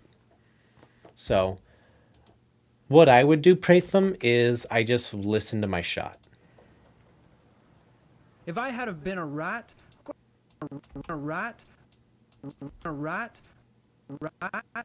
right? So if I'm going through my shot and I'm in Maya, right? And I'm like, if I had have been a rat, right? So I'm like, ooh, and I just break it down like section by section. So let's just take the part where he says rat. I'm like, okay. He says rat. Well, that's just rat, right? Mouth opens for ra, and then it closes for t, rat. And so I just go through as I'm animating, and I'm like, okay, rat. And I just open the mouth for ah, and then I close it for t, and then I open it back up a little bit after the t. So you can go like t, t. And I just go through, and I just animate my lip sync in Maya as I hear it. And so I start with a jaw pass, and once I've animated the jaw pass, then I go in and then I animate my phonemes on top of that. And the reason for that is, let me just open up. What's a good shot that I can show? Let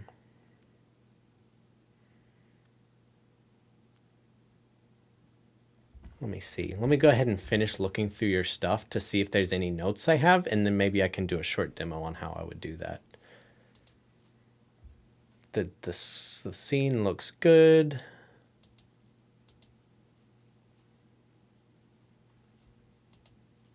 Rat. I mean, essentially what you're gonna find with Ray, has Ray done his demo on lip sync yet, Pratham? Or not demo, like lecture on lip sync.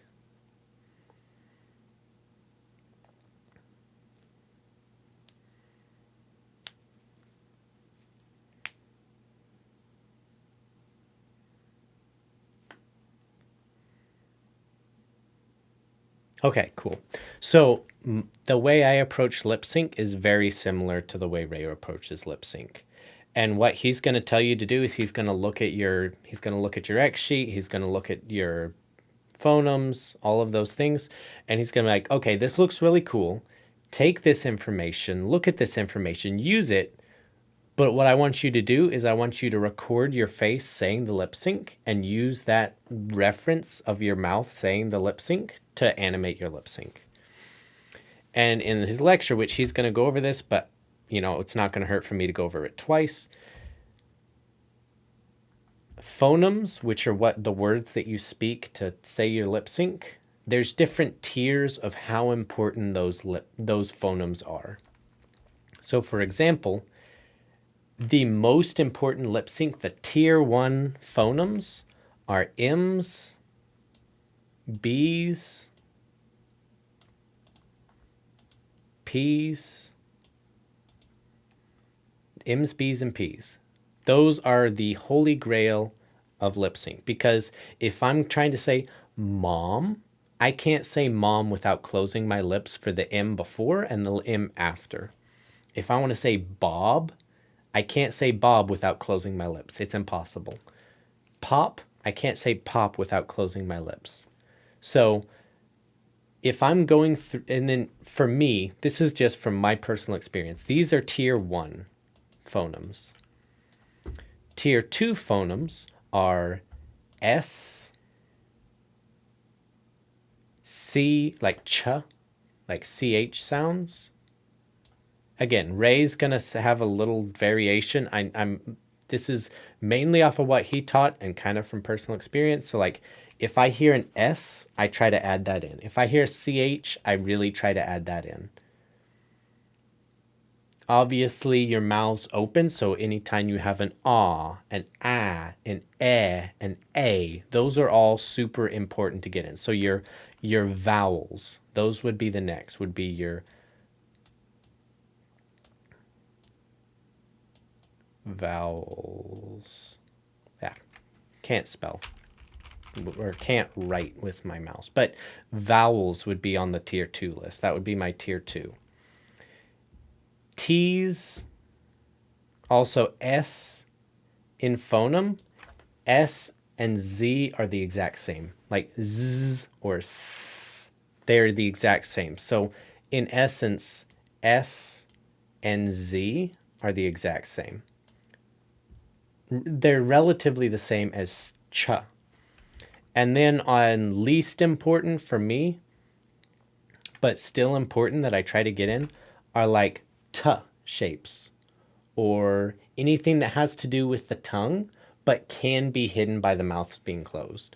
So like L, like lamb. If I say lamb, like lamb, like I can do it with my mouth open and you can see the tongue saying lamb. But I can also do it with my mouth closed, lamb. And you would never know that my tongue did anything. So phonemes that have the tongue in there are not super important because you don't have to see it for lamb to read, but it's nice to be able to see it.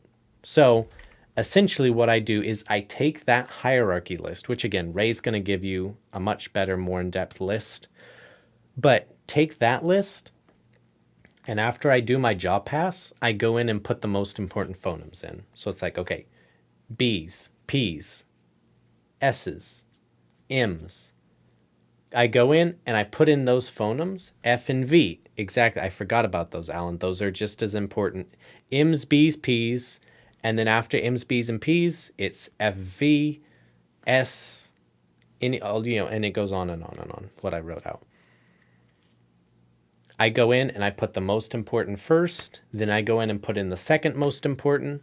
Then I go and put in the tier 3. Then I go and put in the tier 4.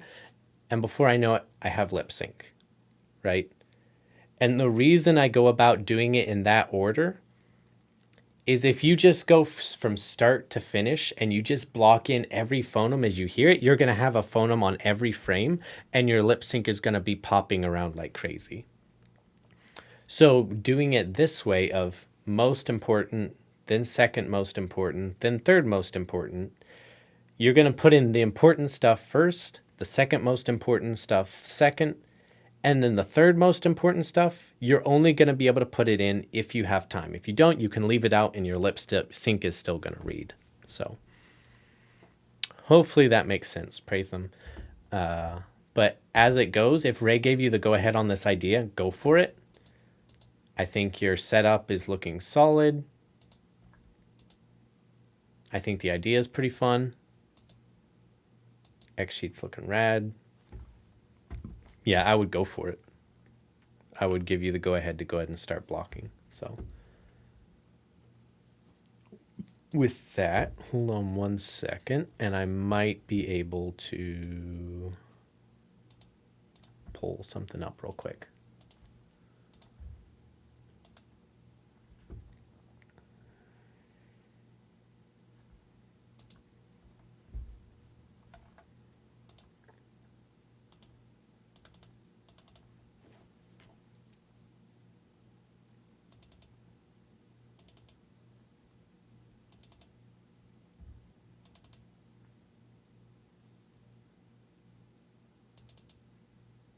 I hope I have an old enough version of this.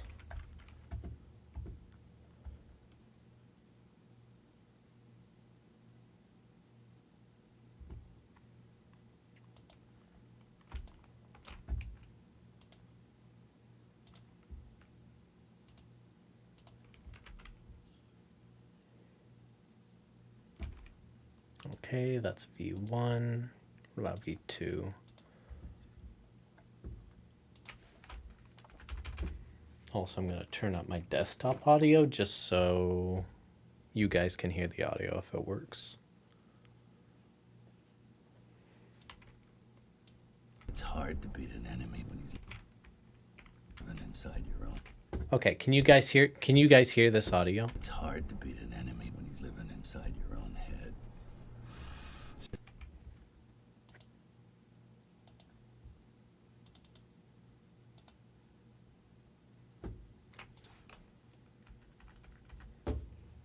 If you can say, okay, cool. Okay. So to start, I'm just going to show a quick demo on how I do lip sync. But let me go ahead and turn this off. Switch these around.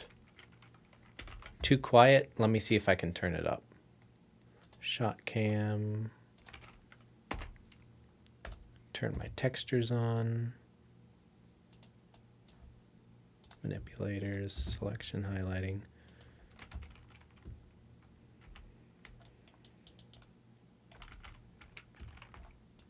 Okay. It's hard to beat an enemy when he's living inside your own head. It's hard to beat an enemy when he's living inside your own head. It's too bad that they didn't retroactively add the audio slider to your audio in Maya. Maya 2022 has it, but Maya 2019 doesn't. And it's sad. Okay, cool.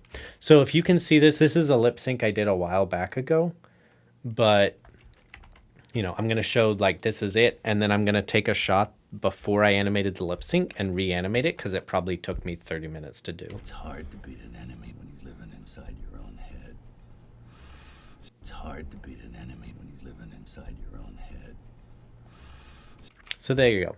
That's what I ended up with after refining and all that kind of stuff. So I'm just showing you so you can see what it looks like when it looks good. Because whenever I finish it, the demo tonight, it's not going to look great, but it'll look passable. And it'll just need refinements like I did here to make it look like chef's kiss. But here's an older version with an older version of the rig, but you know, we'll deal with it. So here you go. You can see. It's hard to beat an enemy when he's living inside your own head. That's what I started out with. So the first thing I do whenever I animate lip sync, which I think this is probably a weird step for most people, but for me, I find it insanely helpful. And I've never seen anybody else do this. But I literally grab his lips. Actually, you know what I'm going to do? I'm going to go ahead and put his lips. I'm going to put his entire mouth in default. So let me grab Studio Library, Memnon, select. Let's just put his entire face in default because I don't need this for anything. So let's just do that. Let's just delete everything before and after. Okay, so he's totally in default. It's hard to beat an enemy when he's living inside your own head. Cool. So the first order of business when animating the mouth for me is I'm going to take his lips and I'm going to yeet them up here. And then if I already have posing on the lips of like mouth, I'm going to take and I'm just going to mute selected. So the reason that I do this, the reason that I move his lips up so I can see his teeth, is whenever I'm animating my jaw pass, I want the teeth to be totally zeroed out, no animation on the teeth whatsoever. And I want to be able to see when I actually close the teeth and when I don't, right? Because I could do a B mouth shape and the lips be closed and the teeth not closed. Like the difference between the lips closing and the teeth closing, is very, very big for me. So there's certain times when I want the teeth to be closed. There's certain times when I want the mouth to be closed, but the teeth to still be open. And I can't see that if my lips are down. So I'm going to open up the lips just so I can see the teeth. And so now I'm just going to go through. It's hard to beat an enemy. Okay. So I'm hearing it's time, right? It's. So if I want to go into it's, right? My mouth needs to start open. So the shot needs to start with his mouth open, right? And he goes from it's time, right? So it goes it's. So when I hear that tss, my teeth need to be clenched.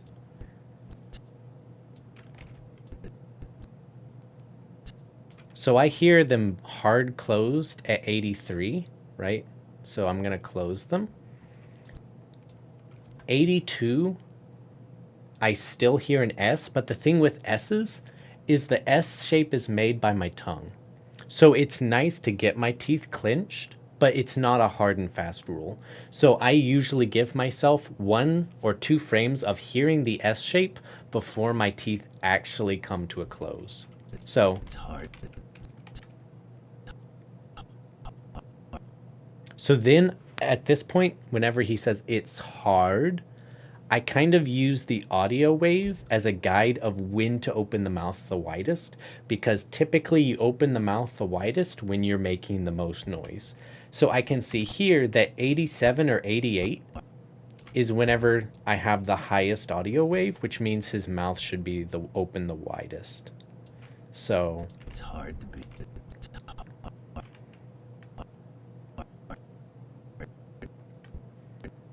And so he says, it's hard, right? So I know it's like, okay, hard. So he needs to close his mouth on erd. So let's close it back at here. It's hard to beat an enemy. It's hard to beat an enemy. There you go. It's hard to beat an enemy. It's hard to beat.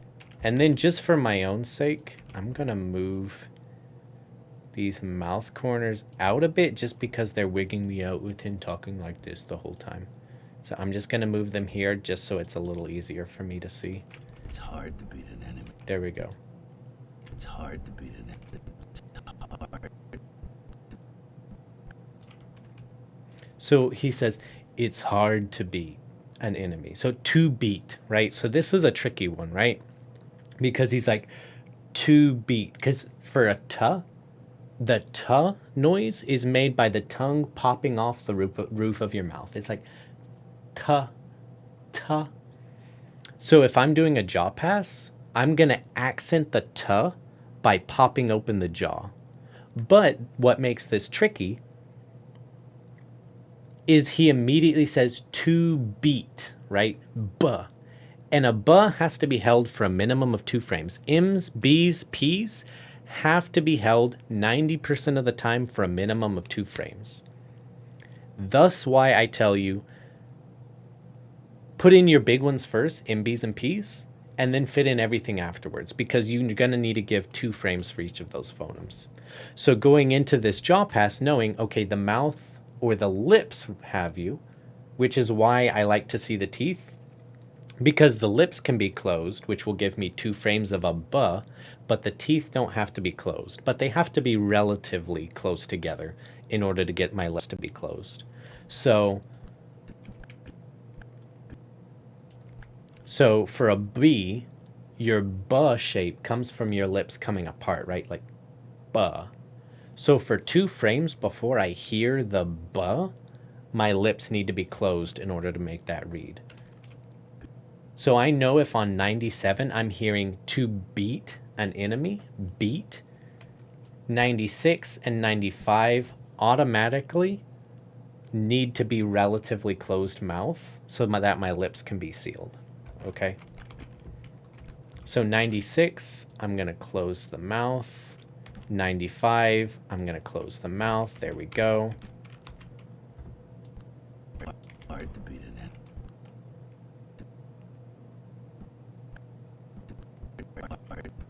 So now I know I literally have 1 frame to open the mouth before I have to close it for the B shape. So I'm like, okay, this isn't gonna work. So I need to close the jaw sooner so that I can open it a little bit sooner.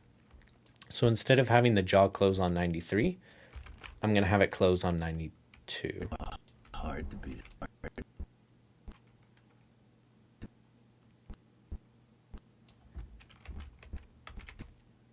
Two. And then here, I'm gonna. Hard to beat an enemy. Hard to beat an enemy.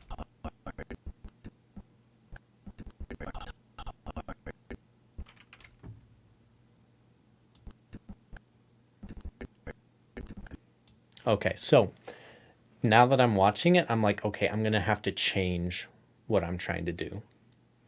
So right now, I'm trying to do, it's hard to beat, right? Hard to beat. In a Muppet term of just a jaw, I'm trying to go hard, of like open for hard to beat. But he's saying that so quickly, I can't get all of those in. That's what I'm realizing right here. So how am I going to fix this? I'm going to need to go hard to beat. So it's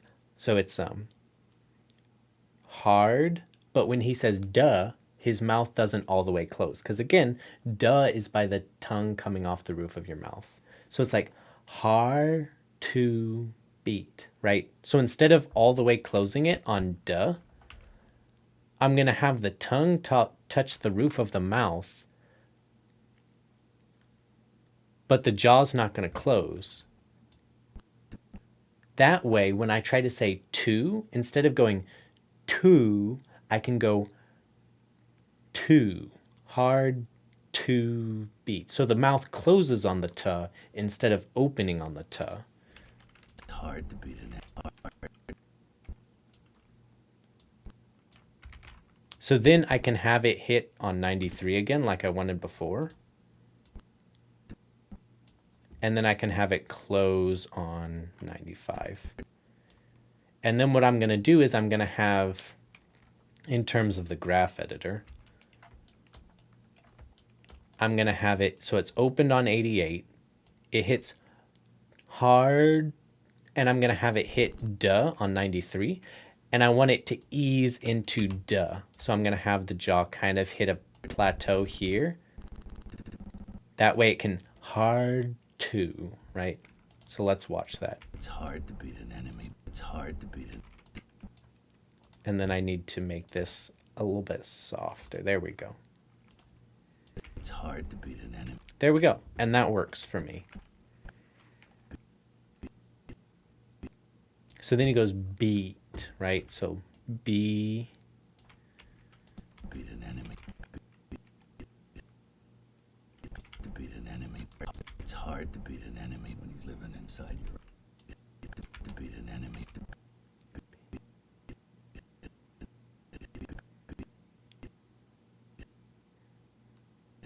To beat an enemy. Beat an enemy. So for beat an enemy, it's so fast. I'm just going to try to get the essence of what I hear and make it read, because he says hard to beat an enemy. That's so many syllables, but he crams them all together to say it's hard to beat an enemy. Beat an enemy, right? So it's so quick. To beat an enemy. So I can hear Beat an enemy. B. I don't hear the T. I don't hear beat the T in beat. He just says beat an enemy. So I hear be.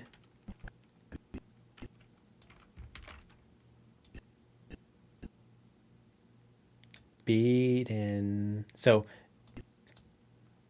beat an. So he closes on in.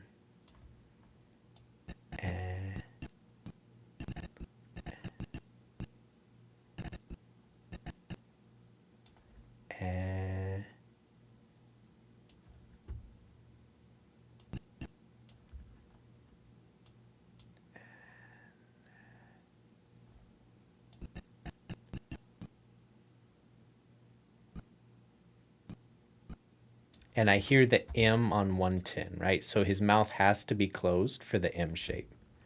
Beat the C an enemy, yes. So for 109, 110, it needs to be closed for the M. So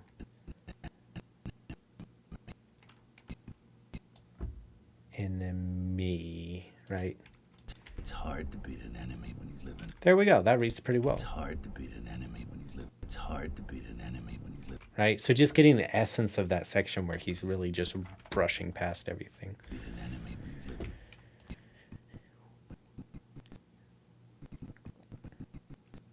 So here I'm hearing a he when enemy when he's, and I'm hearing the S. So for 2 frames I'm hearing the S. Enemy when he's living. Enemy.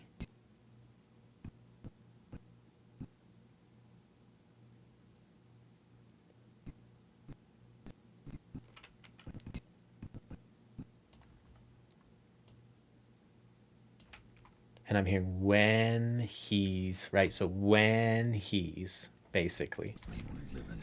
Me when he's living.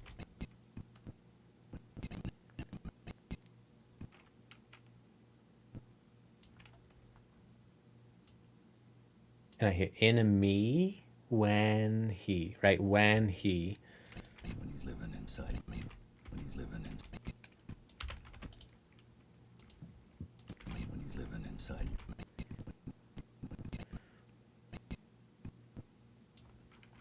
Let's delete this. Me when he's living inside.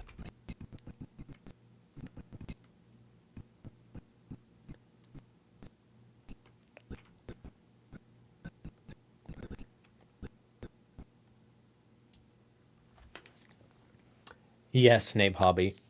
So what I was saying earlier is I always block out the jaw with my lips out like this, because for me it makes it easier to see. Because for me, when I'm doing lip sync, there's a big difference between the teeth being closed and the lips being closed.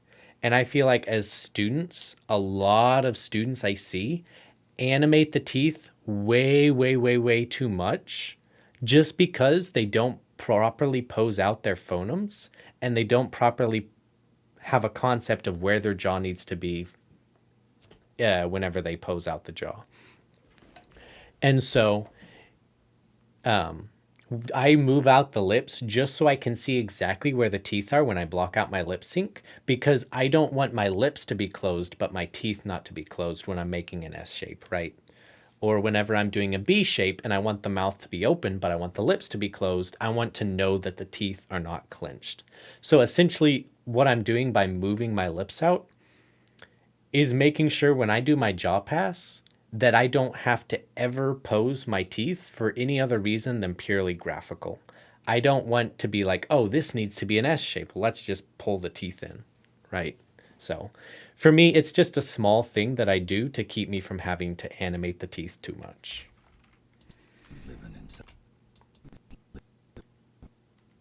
So here I hear living, right?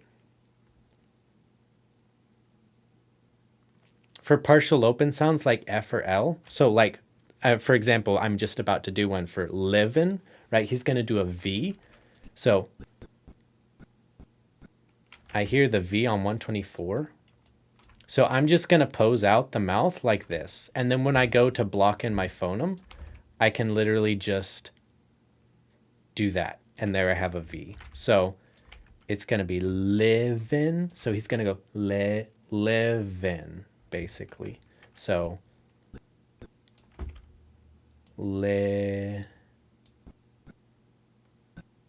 2 frames for the V.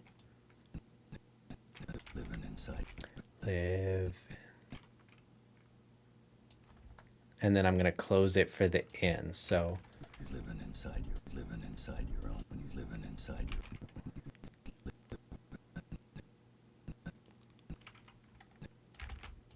living inside your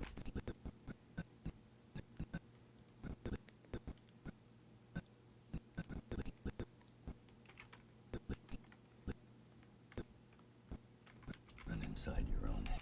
When he's living inside your own head.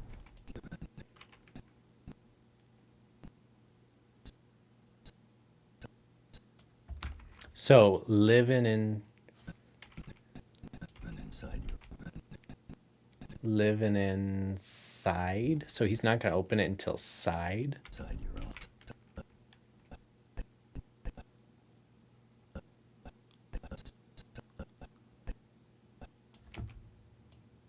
Side.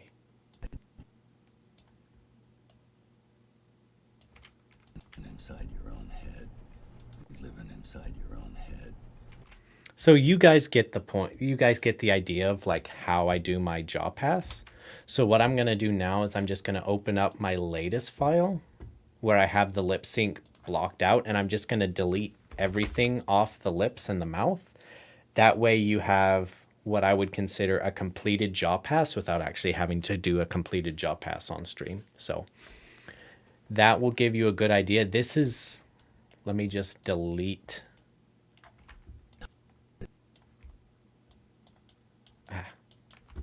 Let me select. What is wrong with Pose Library? See you, Naheem. Have a nice one.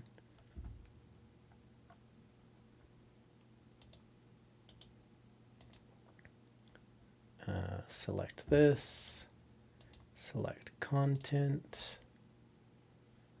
There we go. Okay, so I've got that. Let's make sure I have all the controls I need selected.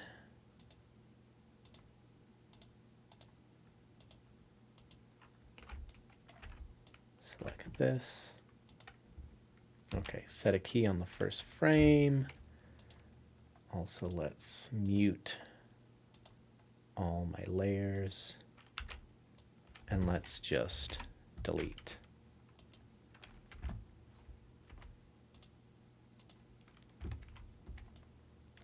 Okay, so here we go. This is what a final jaw pass for me is going to look like.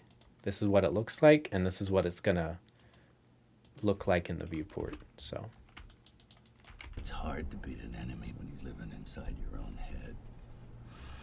It's hard to beat an enemy when he's living inside your own head.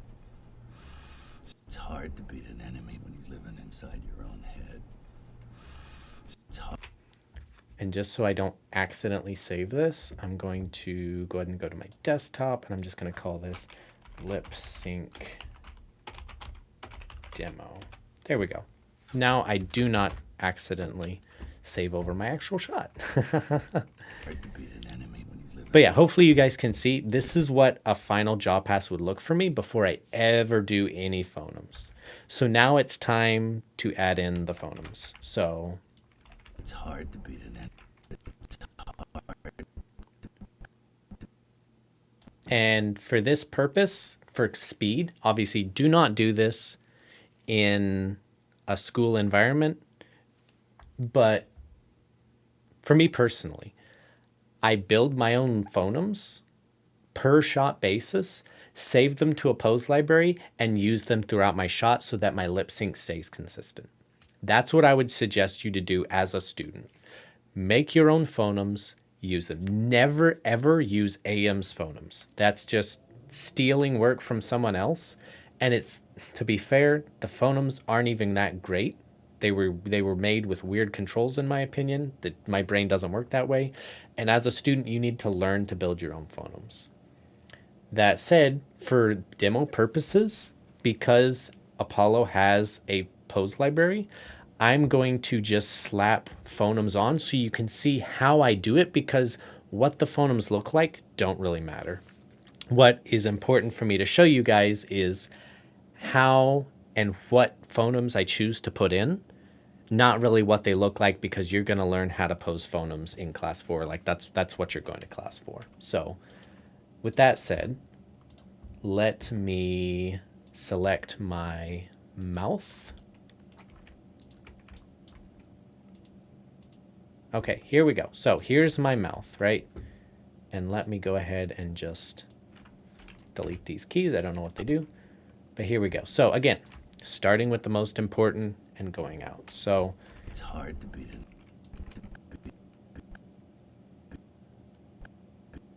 So I hear the B on 97. So again, 96 and 95 need to be a closed mouth B expression, right?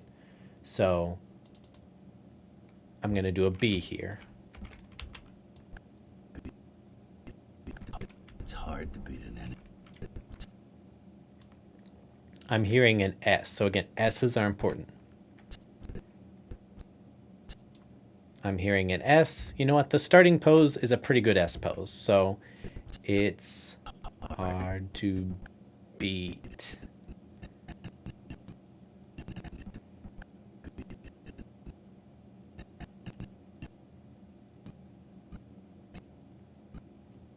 So 109, 110, I'm hearing an M pose. So I'm going to slap an M pose on 109 and 110.